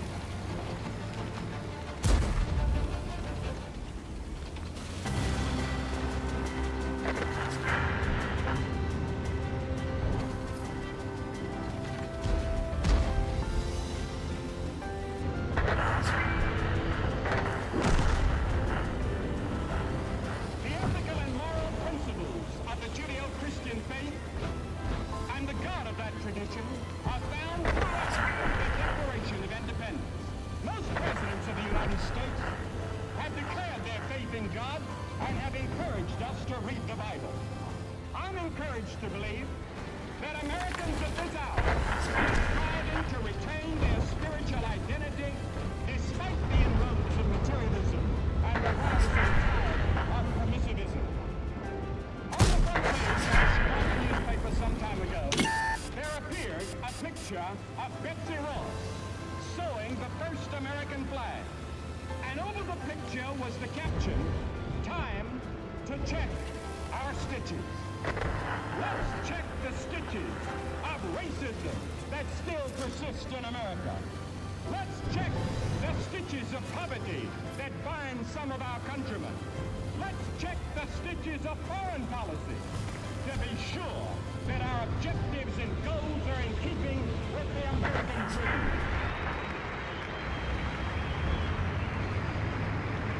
Whether because of discomfort, lack of mobility, your lifestyle, or occupation, you sit inactively way too many hours a day. That sedentary inactivity is terrible for your health. It's time to add some exercise to your day. That's 2 kills. Ellipse, the premium quality automatic seated exerciser that strengthens legs, increases mobility, and boosts circulation without physical I'm gonna strain go or get me impact. another beer. It's the easiest I didn't exercise catch you if will it was ever done do. or not. Ellipse fits perfectly under my desk, and Did they it say they is was so gonna take a quiet break? that none of my coworkers even know I'm using it. Strengthen and tone your legs, increase your mobility, flexibility, and balance. Plus, stimulate healthy circulation. My joints feel better, my knees feel better, my back feels better. It makes me feel stronger too. Power-assisted exercise that frees your mind to enjoy your favorite seated activities. Perfect for home therapy. Whisper quiet to use while you work. My circulation is moving, I'm burning calories, and it makes me feel energetic. Plug it in, place your feet, select your speed, and relax. Ellipse does all the work. Loosen stiff joints and tight muscles. Reduce swelling, alleviate cramps, and calm restless legs. Ellipse is so smooth, I just so switched easy to on my my joints. My fast. legs are stronger, my joints are no longer stiff. I can walk without pain. My mobility is as good as it was 20 years ago. Other seated exercises produce harsh, jarring movement, but Ellipse's what do you 46% think, larger guys? rotational Think this- diameter provides more wait, exercise set plus this ultra up. smooth motion that's safe, super low impact, and Play the game feels while they're great. talking. Call now I and can. order Ellipse, That way, I don't the have to like seated worry exerciser too much that about strengthens legs, fight, increases talking, mobility, and boosts circulation. Be one of the first 300 callers and get upgraded to the Ellipse Deluxe Bundle, a $100 value. Yours free. Get the faster motor that produces more than 5 miles worth of steps per hour, the non-slip mat, and wireless remote. Call now. I heard you weren't too happy with this particular network, Fox. But So 2,000 in damage. I was watching. no, I understand you exactly, but not exactly friendly. Greg Kelly over at Newsmax. The Newsmax people have been really, really terrific. Newsmax has been terrific. President Trump is right. Millions are tired of Fox. Yeah. And they're switching to Newsmax Plus. You hear both? It's I the mean, fastest as growing far as streaming the service setup in goes America.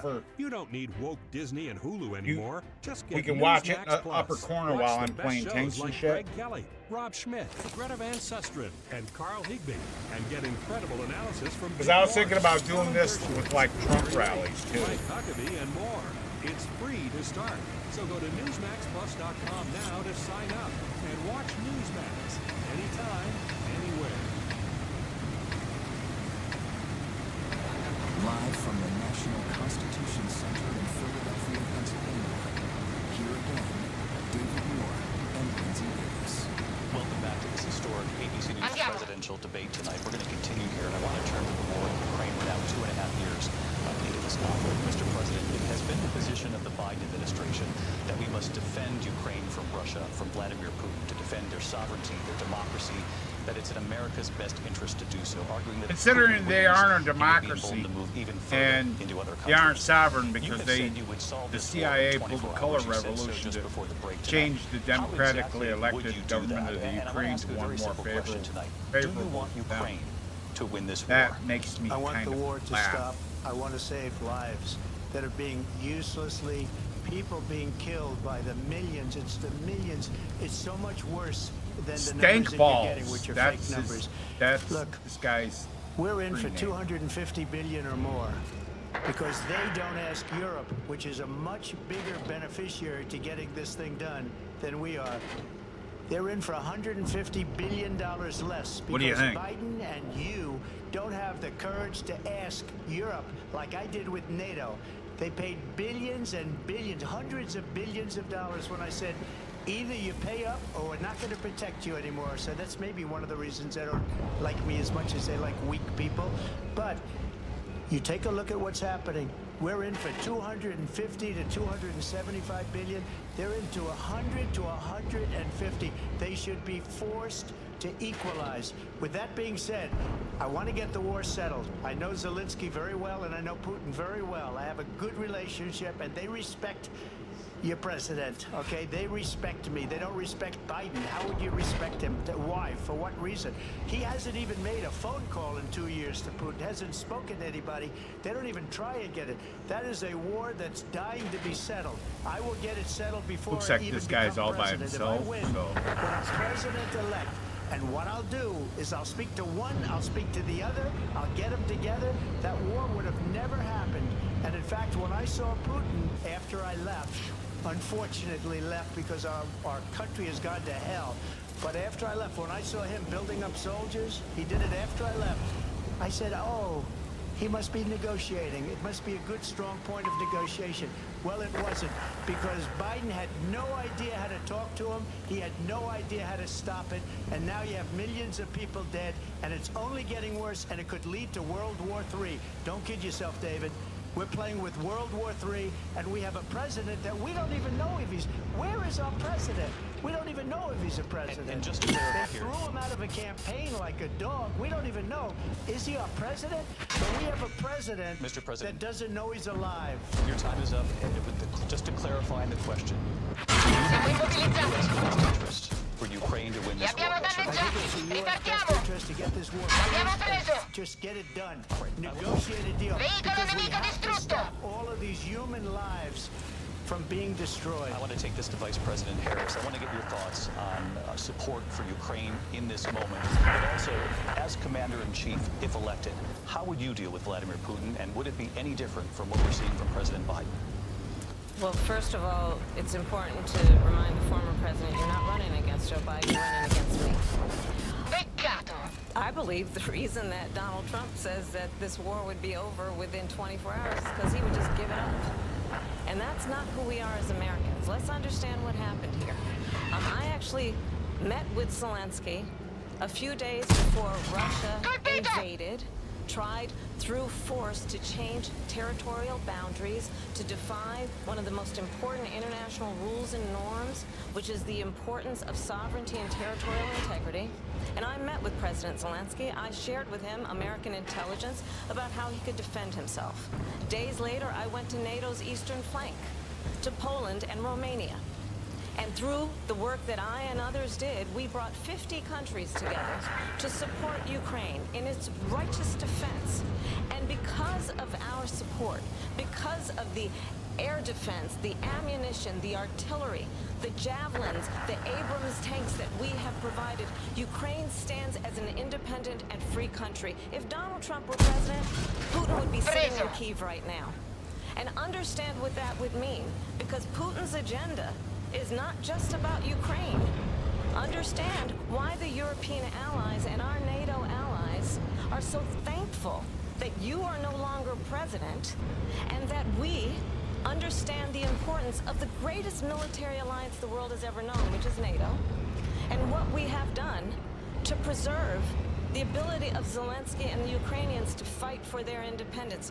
Otherwise, Putin would be sitting in Kyiv with his eyes on the rest of Europe, starting with Poland. And why don't you tell the 800,000 Polish Americans right here in Pennsylvania how quickly you would give up for the sake of favor and what you think is a friendship with what is known to be a dictator who would eat you for lunch. Vice President Harris, thank you. We've heard from both of you on Ukraine tonight. Afghanistan came up in the last hour. I wanted her to respond to something you said earlier, and please, I'll give you a minute here. Putin would be sitting in Moscow, and he wouldn't have lost 300,000 men and women, but he would have been sitting in Moscow. Quiet, please. He would have been sitting Hey, he said in quiet. Moscow, He said I'm speaking. Much happier than he is right now.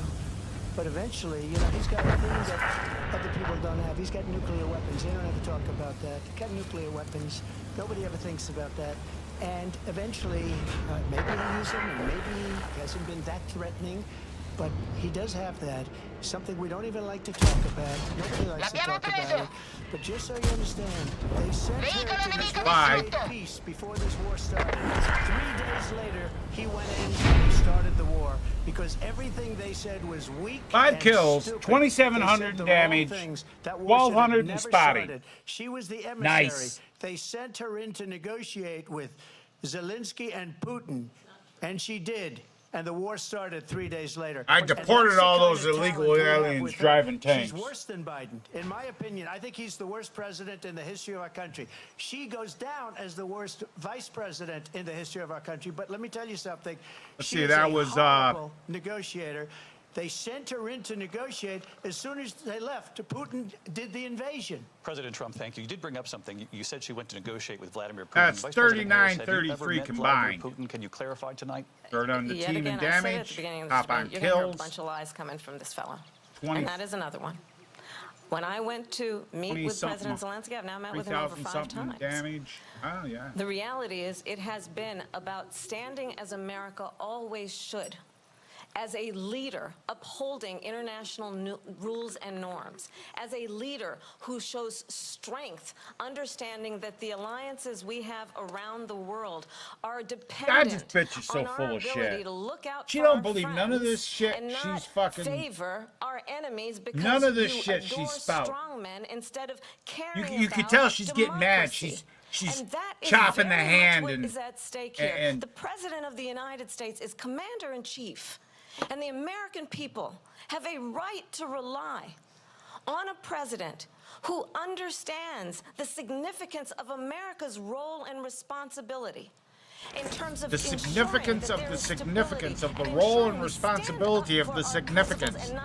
She's fucking word salad bitch. of personal flattery.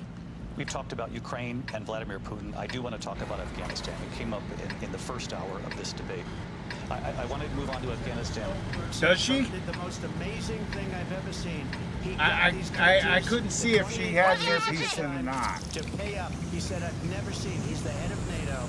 He said, I've never seen. For years, we were paying almost all of NATO. We were being ripped off by European nations, both on trade and on NATO.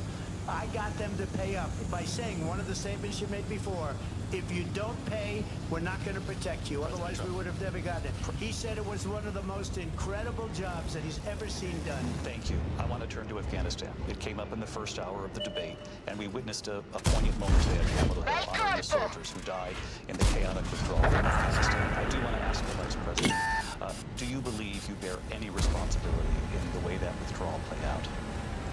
Well, I will tell you, I agreed with President Biden's decision to pull out of Afghanistan. 4 presidents said they would, and Joe Biden did. And as a result, America's taxpayers are not paying the $300 million a day we were paying for that endless war. And as of today, there is not one member of the United States military who is in active duty in a combat zone in any war zone around the world, the first time this century. But let's understand how we got to where we are. Donald Trump, when he was president, negotiated one of the weakest deals you can imagine. He calls himself a deal maker. Even his national security advisor said it was a weak, terrible deal. And here's how it went down. He bypassed the Afghan government. He negotiated directly with a terrorist organization called the Taliban. The negotiation involved the Taliban getting 5,000 Taliban terrorists released. And get this, get this.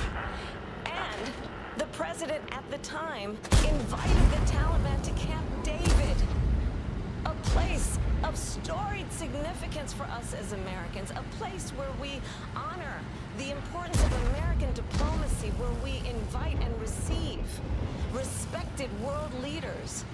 And this former president, as president, invited them to Camp David because he does not, again, appreciate the role and responsibility of the President of the United States to be commander-in-chief with a level of respect.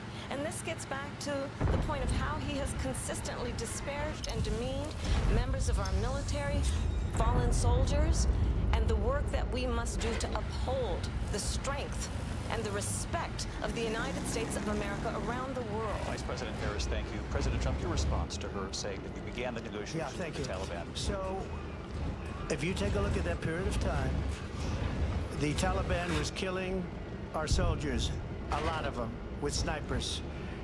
And I got involved with the Taliban because the Taliban was doing the killing. That's the fighting force within Afghanistan. They don't bother doing that because, you know, they deal with the wrong people all the time. But I got involved. And Abdul is the head of the Taliban. He is still the head of the Taliban. And I told Abdul, don't do it anymore. You do it anymore, you're going to have problems. And he said, why do you send me a picture of my house? I said, you're going to have to figure that out, Abdul. And for 18 months, we had nobody killed. We did have an agreement negotiated by Mike Pompeo. It was a very good agreement. The reason it was good, it was we were getting out. We would have been out faster than them, but we wouldn't have lost the soldiers. We wouldn't have left many Americans behind, and we wouldn't have left $85 billion worth of brand new, beautiful military equipment behind. And just to finish, they blew it. The agreement said you have to do this, and they didn't do it. They didn't do it. The agreement was terminated by us because they didn't do what they were supposed to do. And these people did the worst withdrawal, and in my opinion, the most... And by the way, that's why Russia attacked Ukraine, because they saw how incompetent she and her boss are. President Trump, thank you. I want to move on now to race and politics. Mr. President, you recently said of Vice President Harris, I didn't know she was black until a number of years ago. Oh, well. She happened to turn black, and now she wants to be known as Still black. got to kill. I want to ask a bigger picture question here tonight. Why do you believe it's appropriate to weigh in on the racial identity of your opponent? I don't, and I don't care. I don't care what she is. I don't care. You make a big deal out of something, I couldn't care less. Whatever she wants to be is okay with me. But those were your words, so I'm asking. I don't know. I mean, all I can say is I read where she was not black, that she put out, and I'll say that. And then I read that she was black, and that's okay. Either one was okay with me. That's up to her. That's up to her. Vice President Harris, your thoughts on this? Of course, you had to play the race honestly, card. I think it's a tragedy that we have someone who wants to be president who has consistently, over the course of his career, attempted to use race to divide the American people. You know, I do believe doing that the vast majority exactly of us that. know They're we have so much more in common than what separates us. And we don't want the lefty this kind of approach that is bullshit just constantly trying fucking to divide us, moderators and especially are by race. And let's bringing up remember race how to Donald Trump divide the started. American He was people. They're doing exactly what land. He owned land. He owned they're blaming it on Trump and of he what was they're fucking investigated doing. because he refused to rent property to black families. That's Let's remember, bullshit. this is the same individual who took out a full-page ad in the New York Times calling for the execution of 5 young black and Latino boys who were innocent, the Central Park 5. Took out a full-page ad calling for their execution. This is the same individual who spread birther lies about the first black president of the United States. And I think the American see, people now she's playing the race card. Want better than this. Oh, this is the things Want he's someone which who understands as I do. I travel technically some of that is actually true, but most of it's just out of context. A neighbor. We don't want a leader who is constantly trying to have Americans point their fingers at each other. What I is meet this? with people I'm all mid-tier? the time who tell me, can we please just have discourse about how we're going to invest in the aspirations and the ambitions and the dreams I wish of the this American fucking people? Knowing that regardless concept of wasn't here. people's color He's or gonna the fucking language make their my life grandmother fucking speaks, hard. we all have the same dreams and aspirations and want a president who invests in those, not in hate and division. Vice President Harris, thank you. Lindsay? President Trump, this is now your 3rd time. This is the most divisive presidency in the history of our country. There's never been anything like it. They're destroying our country. And they come up with things like what she just said. Going back many, many years, when a lot of people, including Mayor Bloomberg, agreed with me on the Central Park fight, they admitted, they said they pled guilty. And I said, well, if they pled guilty, they badly hurt a person, killed a person ultimately. And if they pled guilty, then they pled, we're not guilty. But this is a person that has to stretch back years, 40, 50 years ago, because there's nothing now. I built one of the greatest economies in the history of the world, and I'm going to build it again. It's going to be bigger, better, and stronger. But they're destroying our economy. They have no idea what a good economy is. Their oil policies, every single policy. And remember this, she is Biden. There, she's trying to get away from Biden. I don't know the gentleman, she says. She is Biden. The worst inflation we've ever had. A horrible economy because inflation has made it so bad, and she can't get away with that. I want to respond to that, though. I want to just respond briefly. Clearly, I am not Joe Biden, and I am certainly not Donald Trump. And what I do offer is a new generation of leadership for our country. One who believes in what is possible, one who brings a sense of optimism about what we can do instead of always disparaging the American people. I believe in what we can God, do her voice fucking. strengthen our small She's businesses, got. which is why It's I like have word a plan. salad Let's talk about bullshit. our plans and let's compare the plans. I have a plan to give startup businesses $50,000 tax deduction to pursue their ambitions, their innovation, their ideas, their hard work. I have a plan, $6,000 for young families for the first year of your child's life to help you in that most critical stage of your child's development. I have a plan that is about allowing people to be able to pursue what has been fleeting in terms of the American dream by offering a help with down payment. What is she saying? $25,000 down payment assistance for first-time What the fuck is homebuyers. she actually saying? That's the kind of conversation I believe, David, that people really want tonight, as opposed Nobody to a wants to conversation hear that is anything you got to constantly say about there. belittling and Yakima. name-calling. Yakima. Let's turn the page. Vice President Harris, thank you. Let's turn to policy. We have to move on. President Trump. Let's turn to policy, please. To defund the police, she has a plan to confiscate everybody's gun. President, she has a plan to allow fracking in Pennsylvania or anywhere else. Okay. That's what the plan just recently. I just think President Trump. No, the former president has said something twice that I need to respond to. I'm sorry. We're gonna move on, Vice President Harris. President Trump, this is now your third time running for president. You have long vowed to repeal and replace the Affordable Care Act, also known as Obamacare. You have failed to accomplish that. You now say you're going to keep Obamacare, quote, unless we can do something much better. Last month you said, quote, we're working on it. So tonight, 9 years after you first started running, do you have a plan, and can you tell us what it is? Obamacare was lousy health care. Always was. It's not very good today. And what I said, that if we come up with something, and we are working on things. Bullshit. And we're going to replace it. But remember this. I inherited Obamacare because Democrats wouldn't change it. They wouldn't vote for it. They were unanimous. They wouldn't vote to change it. If they would have done that, we would have had a much better plan than Obamacare. But the Democrats came up. They wouldn't vote for it. I had a choice to make when I was president. Do I save it and make it as good as it can be? Never going to be great. Or do I let it rot? And I felt I had an obligation, even though politically it would have been good to just let it rot and let it go away. I decided, and I told my people, the top people, and they're very good people. I have a lot of good people in that administration. We read about the bad ones. Well, We at have least some there was real a win bad ones with too, the and so standard do B. They have really bad ones. The difference is they don't get rid of them. But let me just explain. I had a choice to make. Do I save it 3,100 and combined, make it as good as it can be, 3,200 or do I let it combined. rot? And I saved it. I did the right thing. But it's still never going to be great, and it's too expensive for people. And what we will do is we're looking at different plans. If we can come up with a plan that's going to cost our people, our population, less money and be better health care than Obamacare, then I would absolutely do it. But until then, I'd run it as good as it can be run. So just a yes or no, you still do not have a plan? I have concepts of a plan. I'm not president right now. But if what do you think, Hoax? we come up with something, I would only change it if we come up with something that's better and less expensive.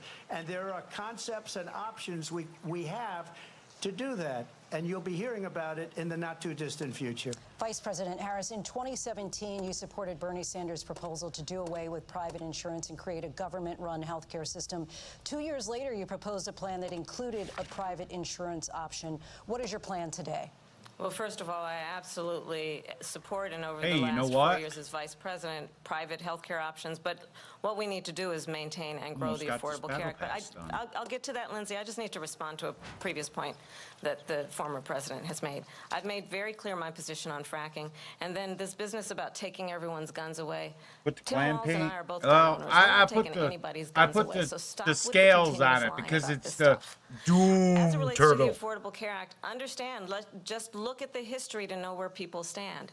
When Donald Trump was president, 60 times he tried to get rid of the Affordable Care Act. 60 times. I was a senator at the time when I will never forget the Should have never been a senator in the first place. It was up for Bitch, you sucked your way off to the into political power. Who you have disparaged.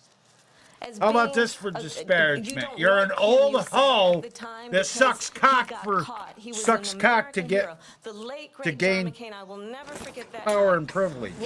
How about that? No, you don't. Okay. No, you don't. This is pretty stupid. No, you don't get rid of the Affordable Care Act. You have no plan. And what the Affordable Care Act has done is eliminate. There's absolutely no reason I should be in this map. To deny people with pre-existing conditions. I don't have to tell people watching tonight. You remember what that was like? Remember when an insurance company could deny if a child had asthma, if someone was a breast cancer survivor? Well, in one place I can fucking go, dude. And thankfully, as I can't go up on the hill. I'll be taking all day. Strengthen the Affordable Care Act. We have allowed for the first time Medicare to negotiate drug prices on behalf of you, the American people. Donald Trump said he was going to allow Medicare to negotiate drug prices. He never did. We did. And now we have capped the cost of insulin at $35 a month. Since I've been vice president, we have capped the cost of prescription medication for seniors at $2,000 a year. And when I am president, we will do that for all people, understanding that the value I bring to this is that access to health care should be a right and not just a privilege of those who can afford it. And the plan has to be to strengthen the Affordable Care Act, not get rid of it, pass it pro-law in terms of where Donald Trump stands on that. I want to move to an issue that's important for a lot of... Made a mistake. At number one, John McCain fought Obamacare for 10 years. But it wasn't only him. It were all of the Democrats that kept it going. And you know what? We could do much better than Obamacare, much less money. But she won't improve private insurance for people, private medical insurance. That's another thing she doesn't want to get. People are paying privately for insurance that have worked hard and made money, and they want to have private. She wants everybody to be on government insurance where you wait 6 months for an operation that you need immediately. President Trump, thank you. We have another issue that we'd like to get to that's important for a number of Americans, in particular younger voters, and that's climate change. President Trump, with regard to holy shit, we got free T95s. I didn't realize that. Vice President Harris, you call climate change an existential threat. The question to you both tonight is what would you do to fight climate change? And Vice President Harris, we'll start with you. 1 minute for you each. Well, the former president had said that climate change is a hoax. And what we know is that it is very real. You ask anyone who lives in a state who has experienced these extreme weather occurrences, who is either being denied home insurance or it's being jacked up. You ask anybody who has been the victim of what that means in terms of losing their home, having nowhere to go.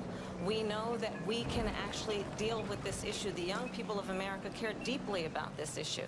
And I am proud that as vice president over the last 4 years, we have invested $1 trillion in a clean energy economy, while we have also increased domestic gas production to historic levels. We have created over 800,000 new manufacturing jobs while I have been vice president. We have invested in clean energy to the point that we are opening up factories around the world. Donald Trump said he was going to create manufacturing jobs. He lost manufacturing jobs. And I'm also proud to have the endorsement of the United Auto Workers and Sean Fain, who also know that part of building a clean energy economy includes investing in American-made products, American automobiles. It includes growing what we can do around American manufacturing and opening up auto plants, not closing them like happened under Donald Trump. Vice President Harris, thank you. It didn't happen under Donald Trump. Let me just tell you, they lost 10,000 manufacturing jobs this last month. It's going, they're all leaving. They're building big auto plants in Mexico, in many cases owned by China. They're building these massive plants, and they think they're going to sell their cars into the United States because of these people. What they have given to China is unbelievable. But we're not going to let that. We'll put tariffs on those cars so they can't come into our country because they will kill the United Auto Workers and any auto worker, whether it's in Detroit or South Carolina or any other place. Nothing I can do until these guys on the hill and manufacturing in this country is start horrible. spotting We people. have nothing because they refuse. You know, Biden doesn't go after people because supposedly China paid him millions of dollars. He's afraid to do it. Between him and his son, they get all this money from Ukraine. They get all this money from all of these different countries. And then you wonder, why is he so loyal to this one, that one, Ukraine, China? Why is he? Why did he get $3.5 million from the mayor of Moscow's wife? Why did she pay him $3.5 million? This is a crooked administration, and they're selling our country down the tubes. President Trump, thank you. Thank you. We'll be right back with closing statements from both of our candidates. An historic night, this ABC News presidential debate from Philadelphia. Back in a moment. All right. So, who do you think won, guys? The ABC News presidential debate will continue after this. Check. I ask you to join with me in prayer. Almighty God, Come on. Body. our sons, pride of our nation, this day have set upon a mighty endeavor, the struggle to preserve our republic, our religion, and our civilization, and to free a suffering humanity. Lead them straight and true. Give strength to their arms, stoutness to their hearts, steadfastness in their faith. They will need thy blessings. Their road will be long and hard. For the enemy is strong. He may hurl back our forces. Success may not come with rushing speed, but we shall return again and again. And we know Target acquired. by thy grace and by the righteousness of our Find another target. our sons will triumph, and a peace that will let all men live in freedom, reaping the just rewards of their honest toil. Thy will be done, Almighty God. Amen. I heard you weren't too happy with this particular network, Fox, but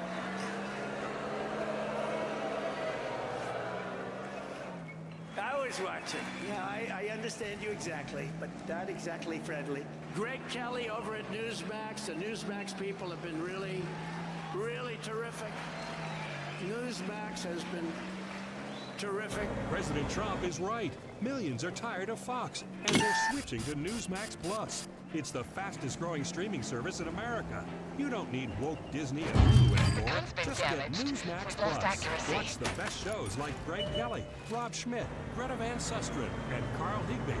And get incredible analysis from Dick Morris, Alan One of our Dershowitz, tracks Barry is Lake, damaged. Mike Huckabee, One of our and tracks is more. damaged. It's free to We'll sign be up. So mobilized. go to NewsmaxPlus.com now to sign up and watch Newsmax. Track fixed. Anytime, Let's move. anywhere.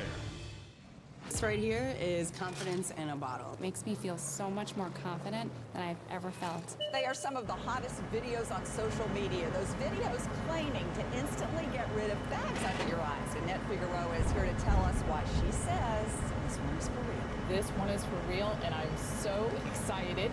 We even have a video, and all it uses is a small amount on a clean, dry face. And what it does is it tightens and lifts the appearance of bags underneath your eyes. And I did this to my father. We were at home, so we applied it to his under-eye bags. And let me tell you, we were so excited. In under 10 minutes, it visibly disappeared from view. And now it is literally part of both of our daily routines. And not only does it work on the bags, it works on the appearance of crow's feet, fine lines, and wrinkles. At our $14.95 price, it's the best way to try Plexiderm and see it work after your first application. Call the number on your screen. Call 800-316-6394. If you could help reduce the urge to go to the bathroom due to your aging prostate, if you could improve your energy levels because you're getting a better night's sleep, would you? Of course you would. And now you can. What do I got? With 2 the help kills? of Prostate Revive, the premium dietary supplement for men.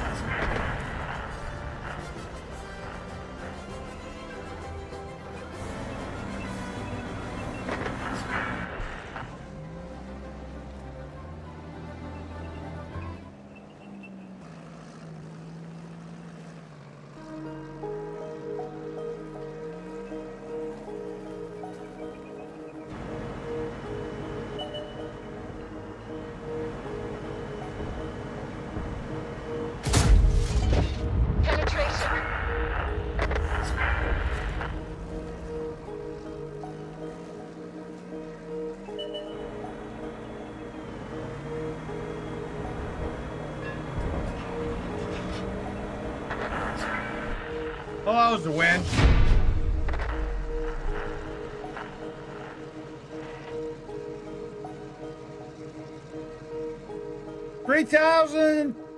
$3,283 in damage.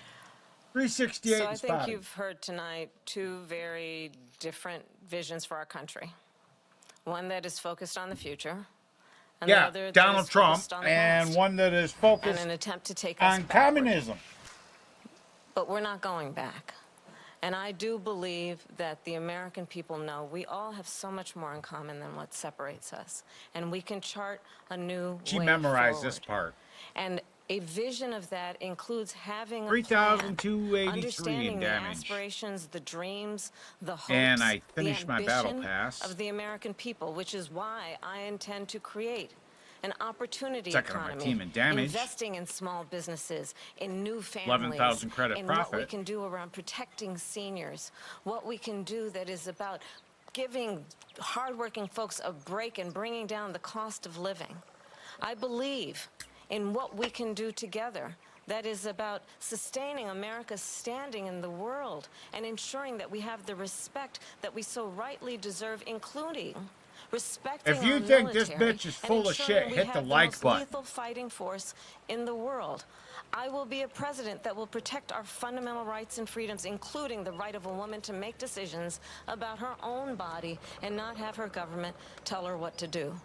I'll tell you, I started my career as a prosecutor. I was a DA, I was an attorney general, a United States senator, and now vice president. I've only had one client, the people. And I'll tell you, as a Bullshit. You're prosecutor, talking I'm out your never ass. asked a victim or a witness. You've had are you a lots of Republican or a clients. Democrat? The only thing I You make ever sure to ask go them, down on them are you every okay? time. And that's the kind of president we need right now. Someone who cares about you and is not putting themselves first. I intend to be a president for all Americans and focus on what we can do over the next 10 and 20 years to build back up our country by Right? investing right now in She's you. talking shit like she wasn't actually Harris, thank you. President vice Trump- president for the last 4 years. So she just started by saying she's going to do this, she's going to do that, she's going to do all these wonderful things. Why hasn't she done it? She's been there for 3.5 Right. years. They've had 3.5 years to fix Why the haven't border. they done it? They've had 3.5 years to create jobs and all the things we talked about.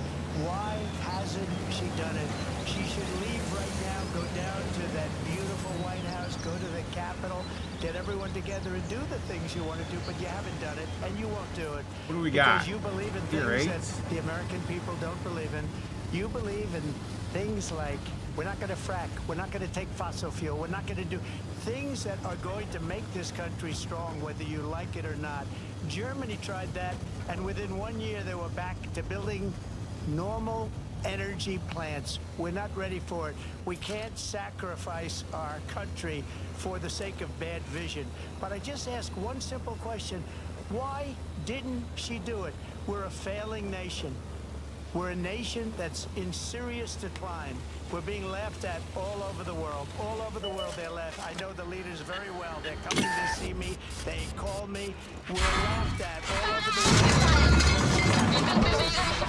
We're not a leader. We don't have any idea what's going on. We have wars going on in the Middle East. We have wars going on with Russia and Ukraine. We're going to end up in a third world war, and it'll be a war like no other because of nuclear weapons. That was some bullshit. There was 4 of them and 2 of us. She gave a lot of it away to the Taliban. Because all of our medium tanks went to the south. Afghanistan. What these people Bunch of have bullshit, done to our dude. country, and maybe toughest of all is allowing millions of people to come into our country. Many of them are criminals, and they're destroying our country. The worst president, the worst vice president in the history of our country. President Trump, thank you. And that is our ABC News presidential debate from here in Philadelphia at the National Constitution Center. I'm Lindsay Davis. And I'm David Muir. Thank you for watching here in the U.S. and all over the world, and from all of us here at ABC News. Well, what do you guys think? That's the end of the debate, so we're going to go ahead and shut that shit off.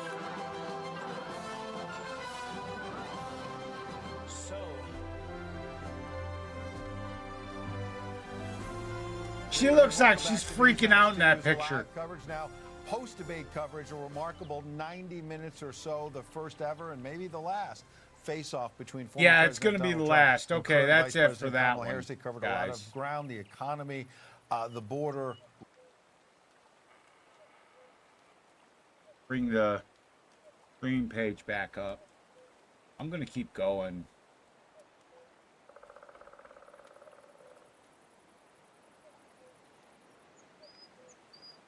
I might as well, right? You right? Can't find that bag of Coke. Oh my God!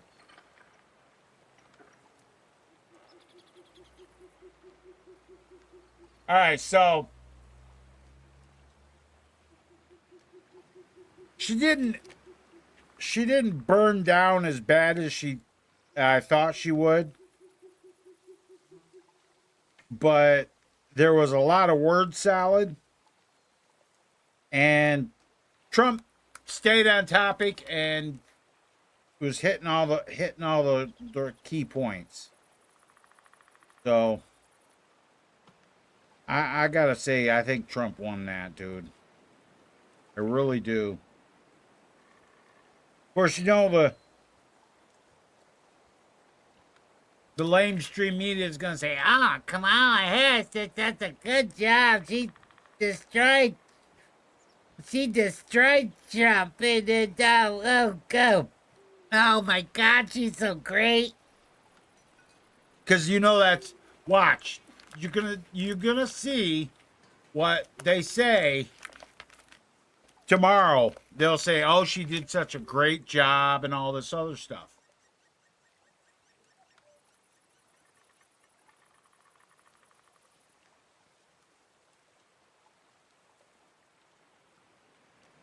Most of everything she said was a lie, dude.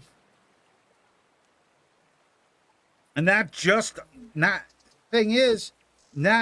a lie. Provable lies. The only things that she said that was actual facts was the ad for the Central Park 5. He did do that. But that ad was taken out before they were found not guilty.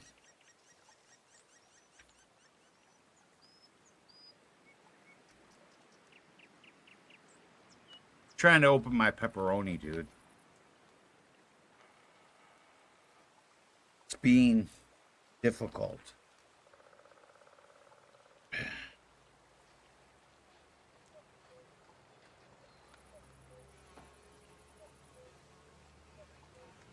It's being very difficult.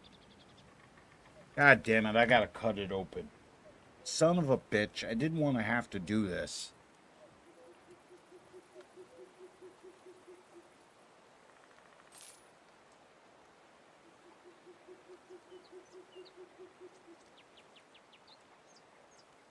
Why do they seal this shit up like it's goddamn made of gold bullion?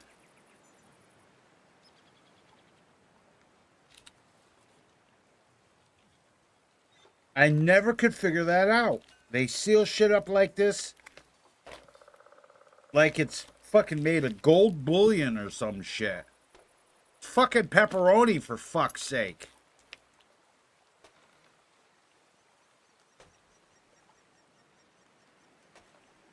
Did they win that?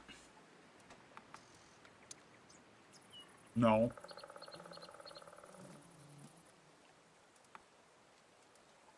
Well, I still got a 50% win rate on that tank. Let's see.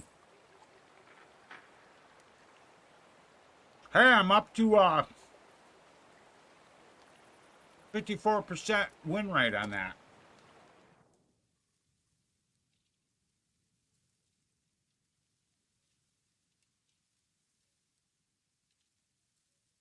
Yeah, I'm sure she probably does know how to handle a couple of sticks of meat. Notice how I said that. A couple of sticks.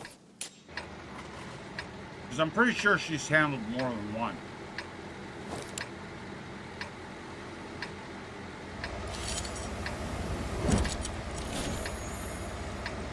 No, I'm not going out in the field. Fuck you.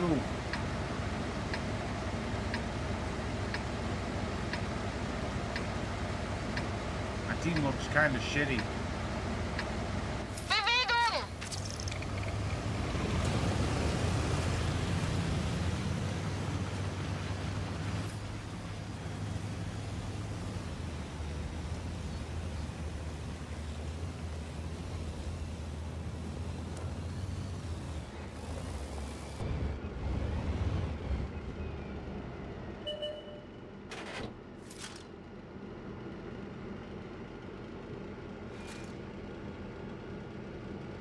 Somebody over there.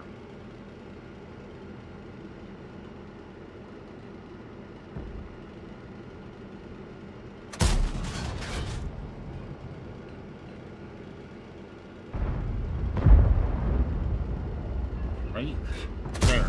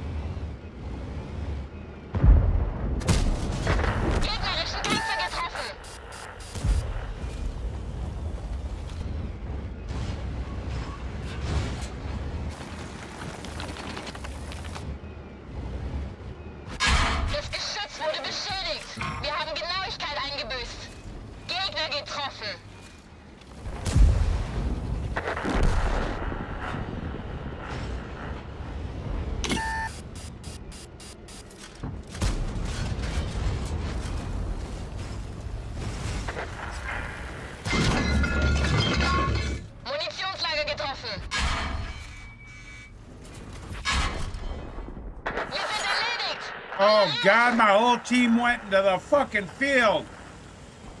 Fucking goddamn shower fairies.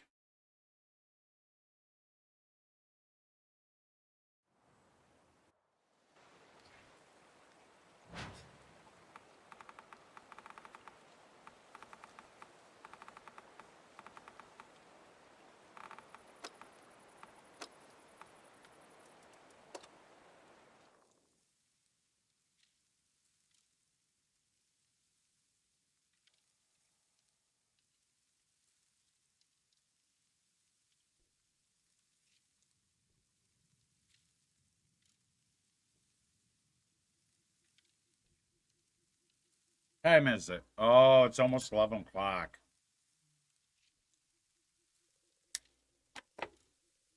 11 to 12 is a really bad hour, dude.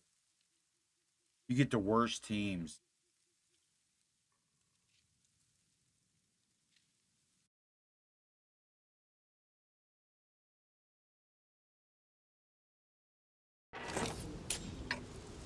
Oh, let's see. All the same tier. Our team's pretty good. I think maybe we'll go to the east.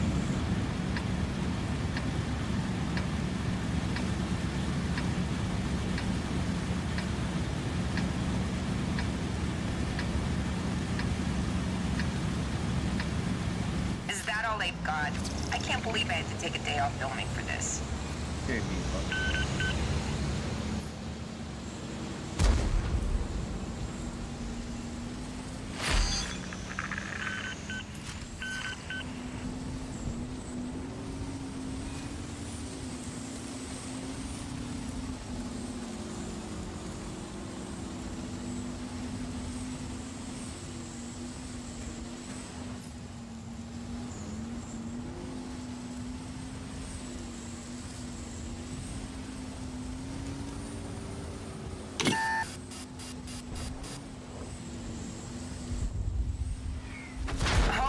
No. Getting stuck here would be a disaster.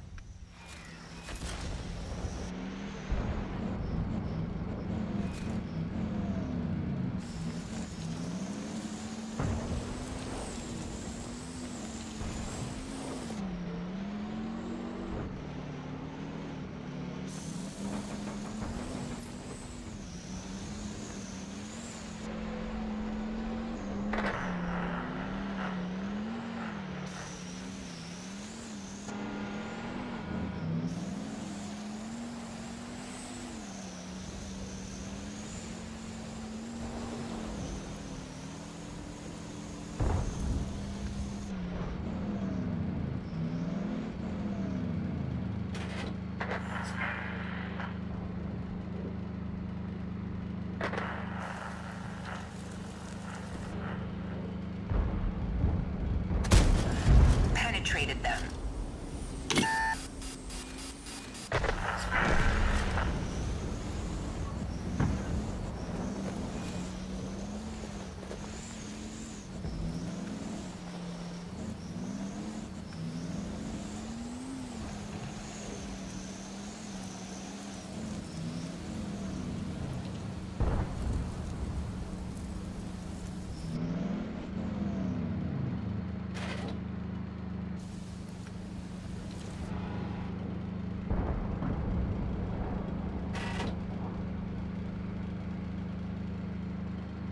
Yep, just move forward. I got an angle on you, fucker. Forward. A little more. Just a little more. That's good.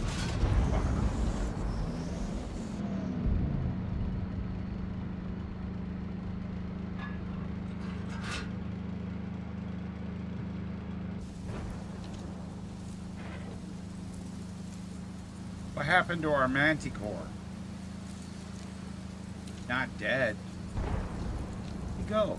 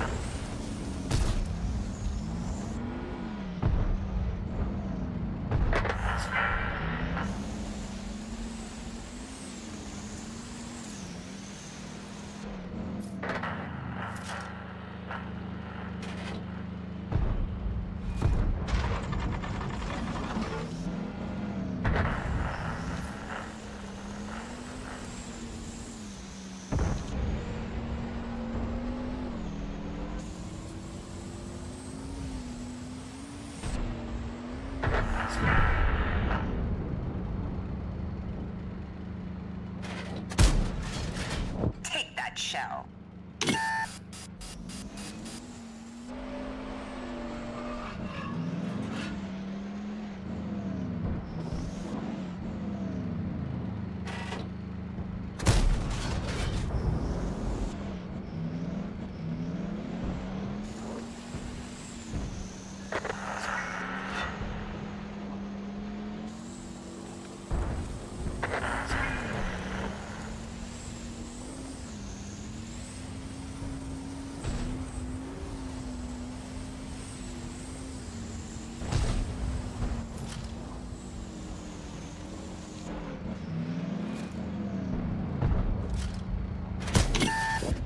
You messed with the wrong Hollywood star.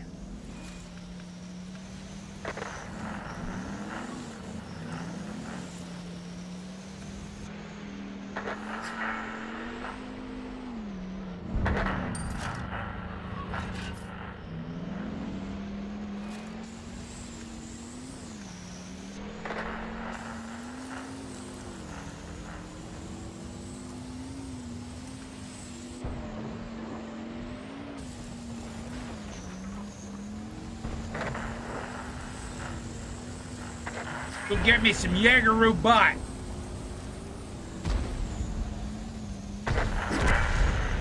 Okay, maybe I'm not. How about some 60 butt?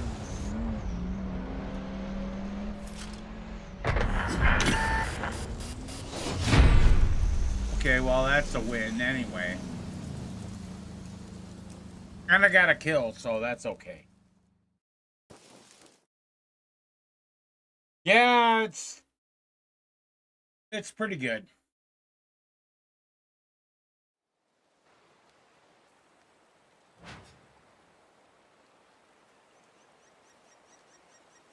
Well, that's 2 beers and a buzzball. Pretty soon it'll be time to go to bed. It's time to go to the bathroom though, so I'll be right back, guys.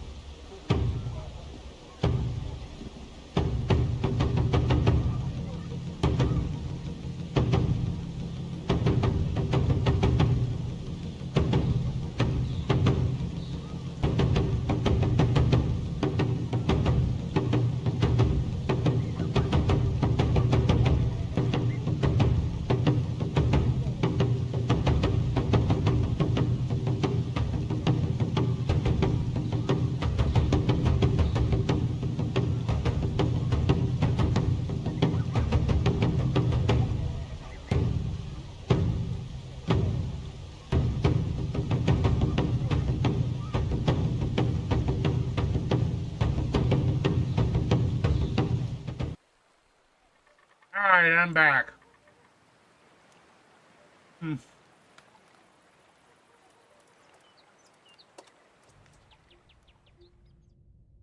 Okay.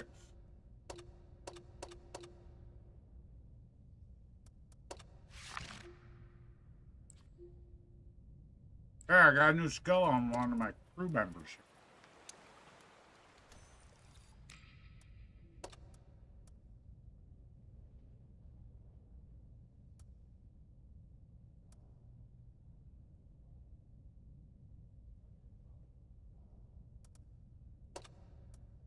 Concentration.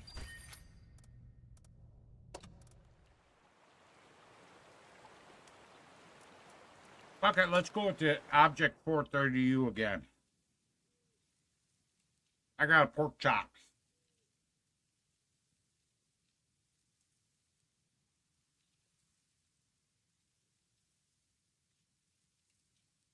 It was for supper, and my mom made it, and I'm just now eating it.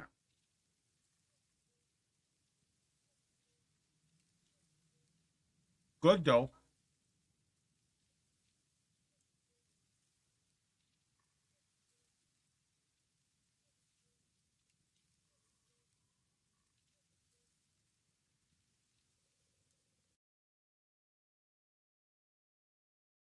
Okay. Assault battle. Top tier. Defending. See, where am I going to go?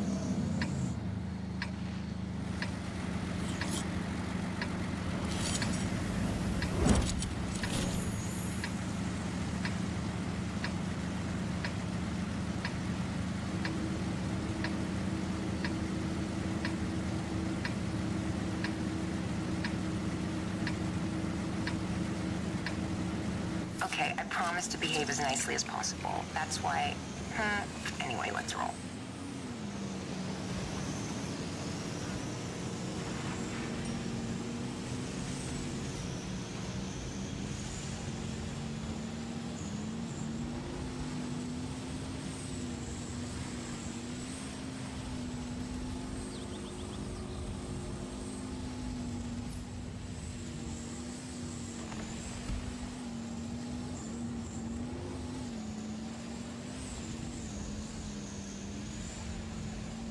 Not the only person that thought of this.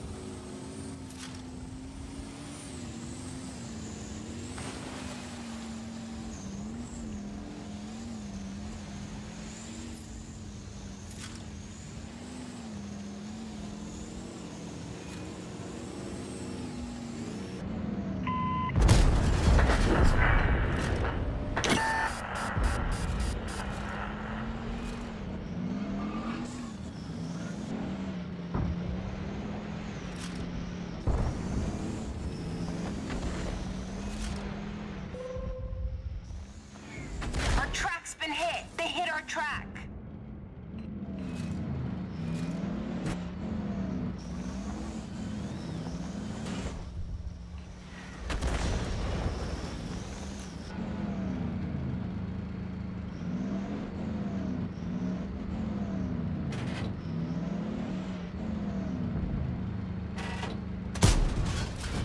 Take that shell.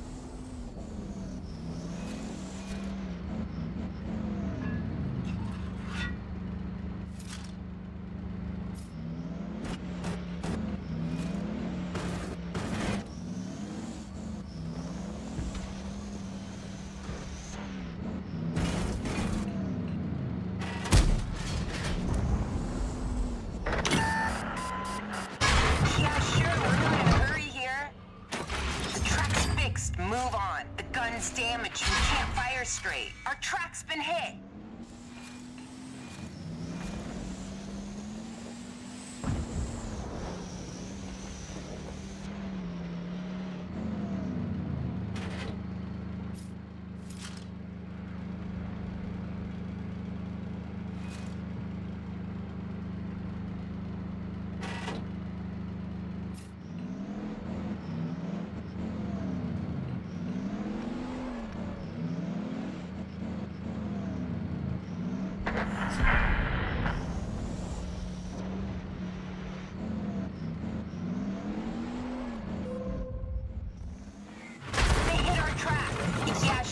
not in a hurry here. Trap fixed. Move on.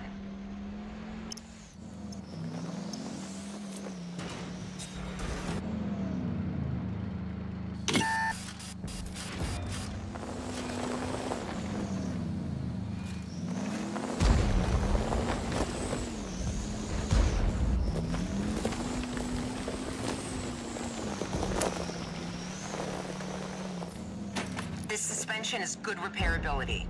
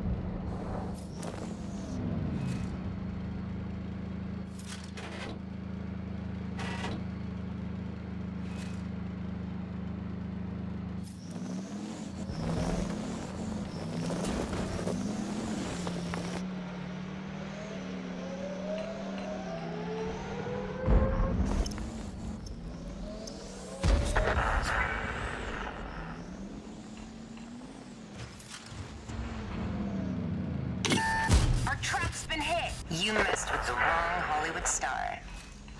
Oh, no, no, no. Getting stuck here would be a disaster.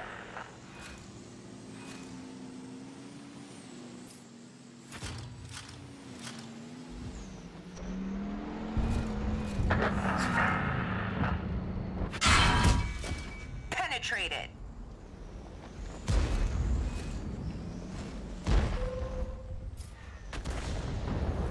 Damn it.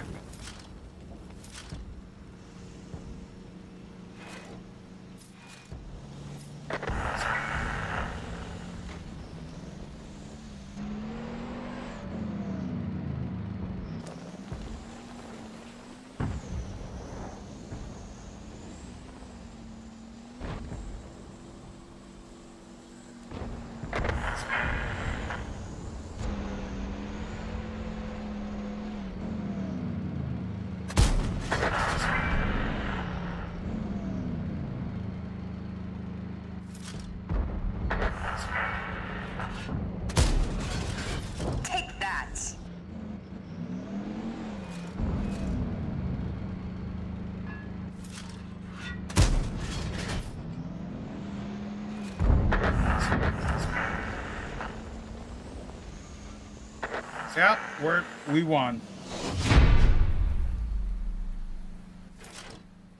2,000 in damage, 1,500 in spot.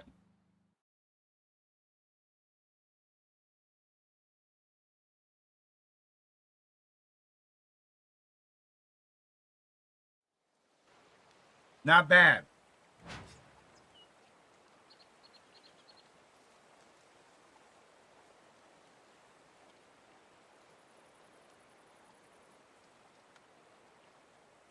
Won 5 bonds.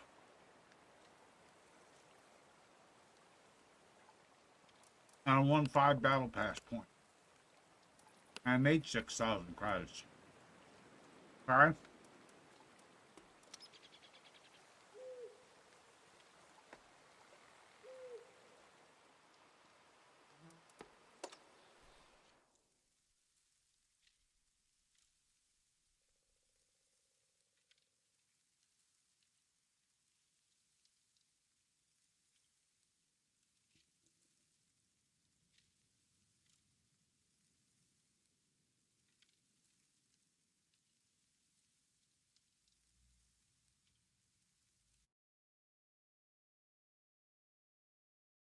Okay. Top tier. Diesel.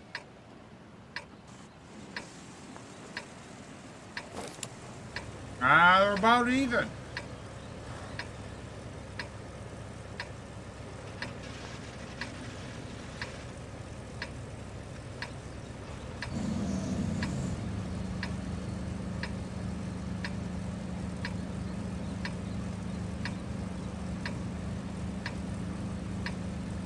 They say beauty will save the world. Sounds like a job for us.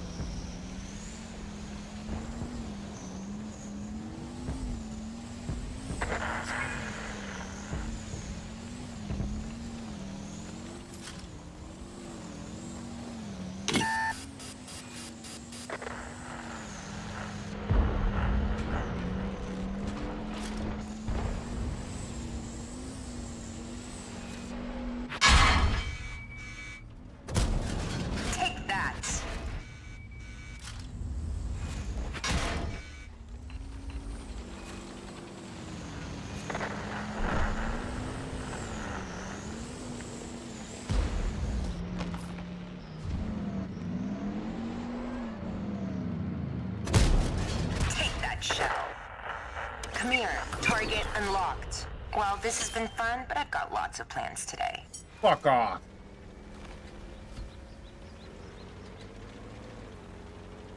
That team was shit, dude.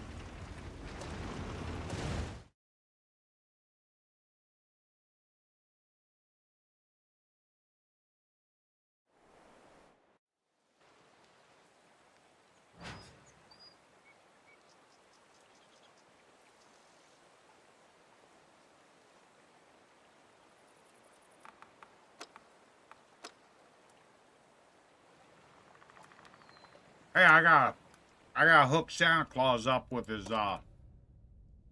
Stefan Claus up with his perch.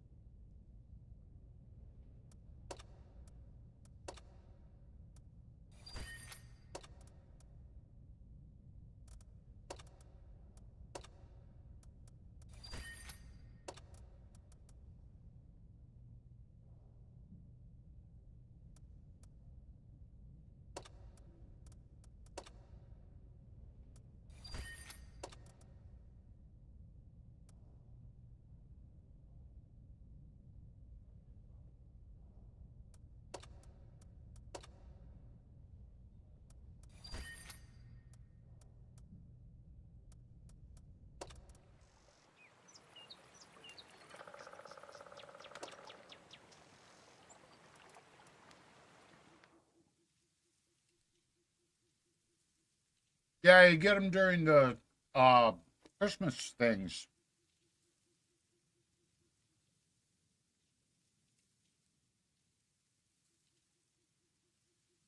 I thought I had 2 of them, but I only got the one.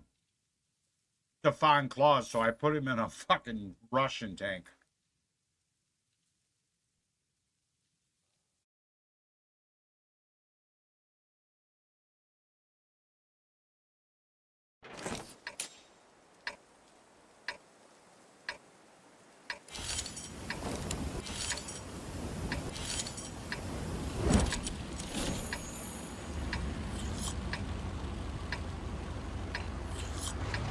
Ah, fuck it.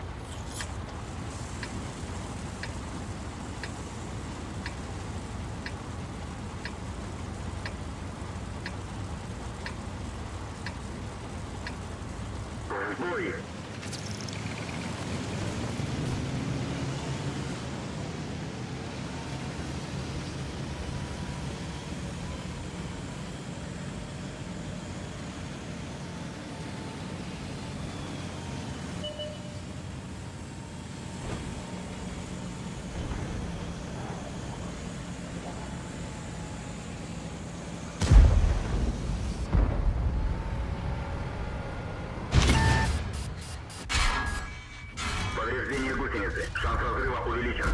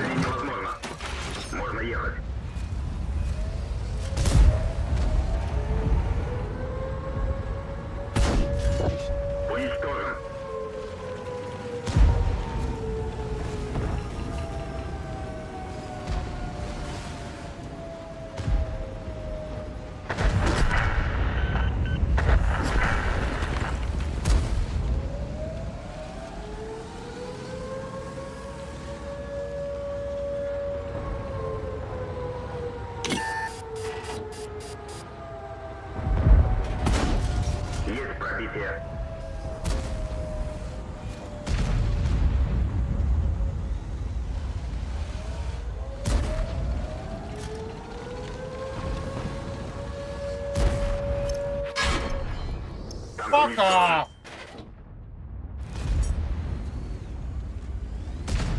I wasn't spotted.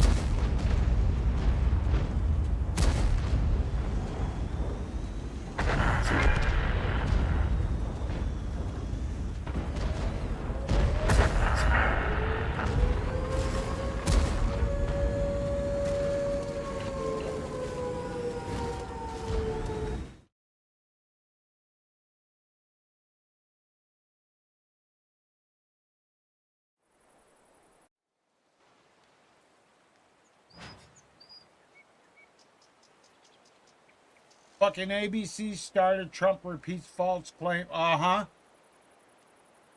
Even though there's fucking videos of immigrants grabbing ducks and killing them and carrying them away.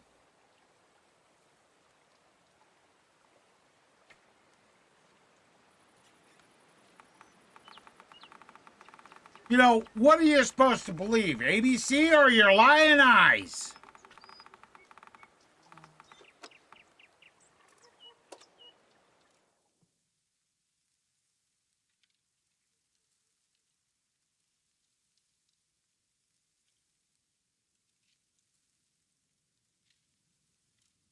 I told you that the lamestream media is going to say, Kamala did such a good job. She won the debate.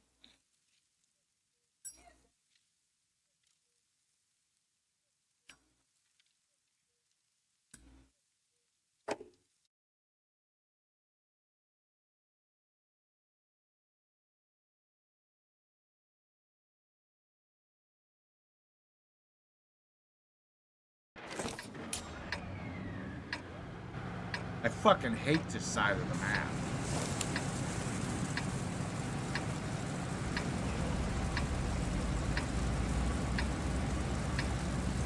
This is the losing side of the map.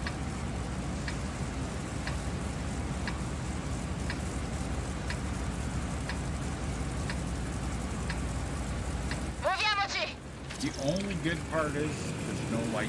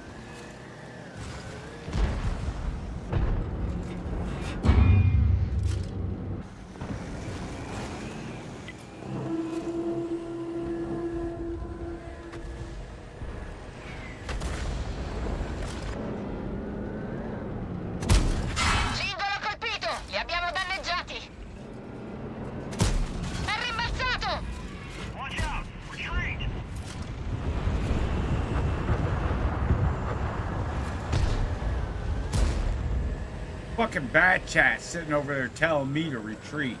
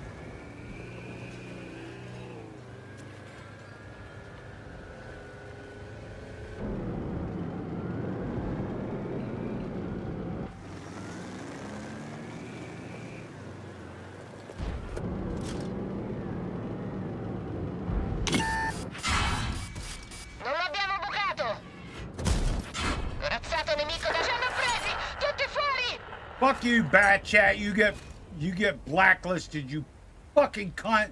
Hiding in the back like a bitch.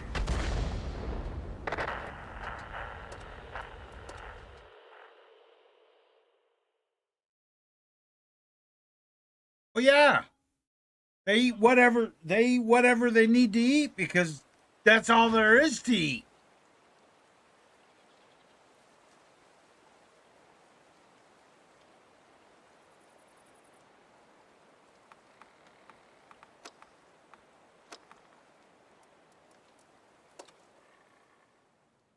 What's this battle pass? 175,000 credits.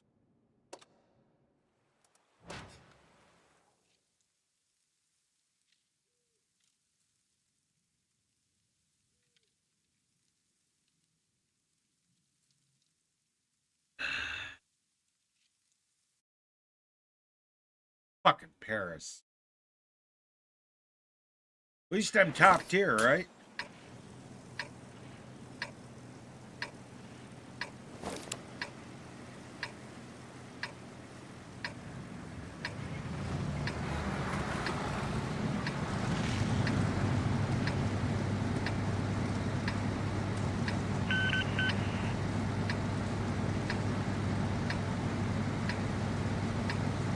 Both teams look bad.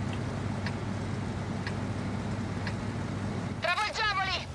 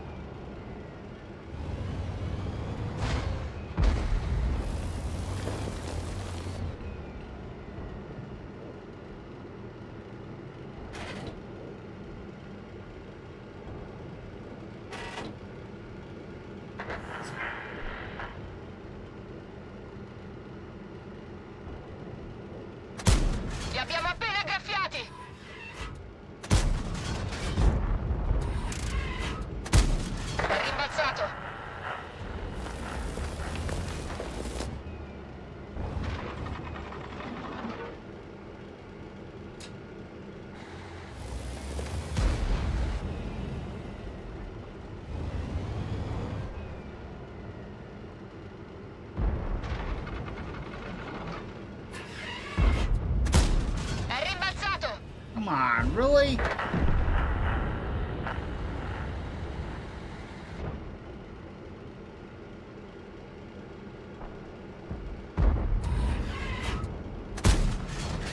Come on.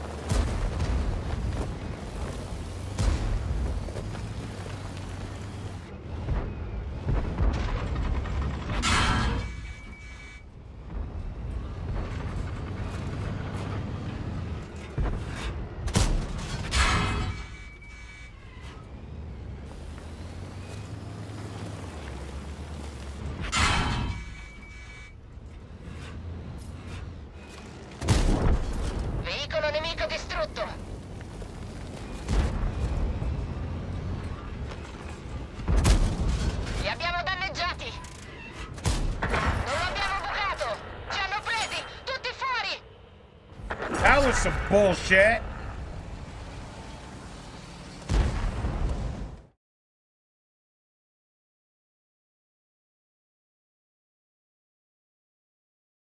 Yeah, it seems like whenever I am at the cupola, doesn't matter if I'm firing heats or not, nothing pens.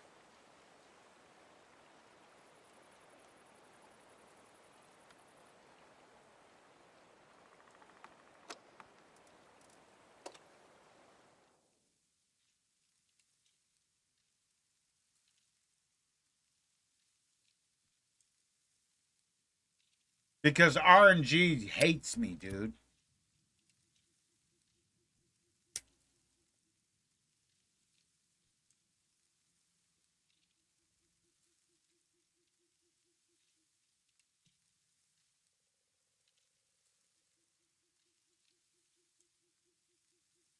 How long have I been playing for? 3 hours? I think this is probably going to be the last one.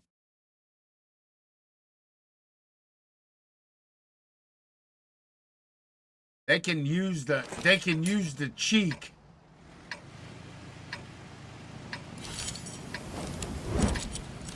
Top tier.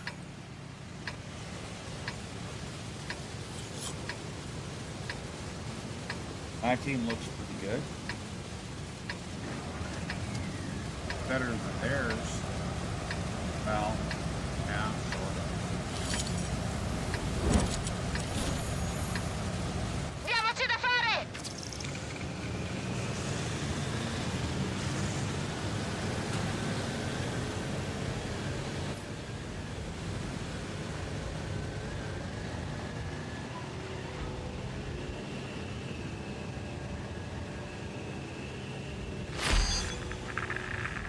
Fucking knew it was gonna be a loss.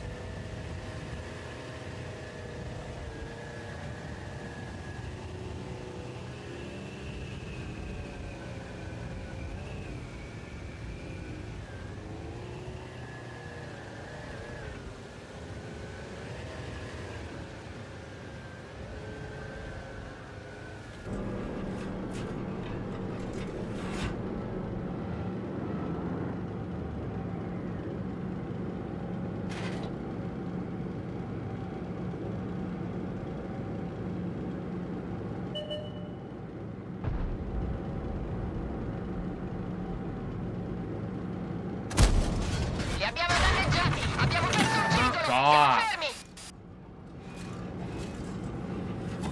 Ripartiamo!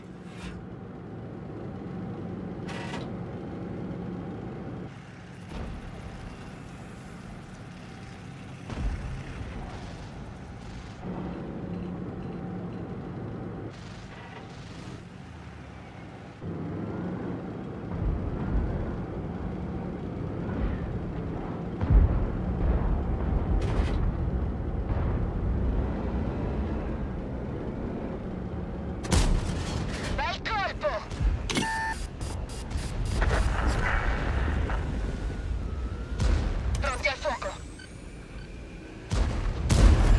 L'abbiamo preso. Bel colpo. L'abbiamo preso. Veicolo nemico distrutto. Singolo colpito. Ci hanno presi. Tutti fuori. Okay, that team totally fucking blew balls, dude. 2 heavy tanks sat behind me and was just like, oh, we're not gonna help. Fucking pieces of shit.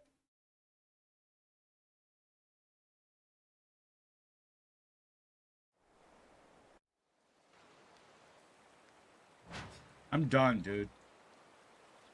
Alright, that's gonna be it for this live stream, guys. Thanks for watching. I hope you enjoyed the debate. Remember to hit the like button. Fucking piece of shit. Fucking work. Share it on social media. I almost forgot. Underneath the video. That helps. Subscribe to the channel. Click the notification bell for more live streams and videos. Follow me on social media. Links are in the description to get notifications that way.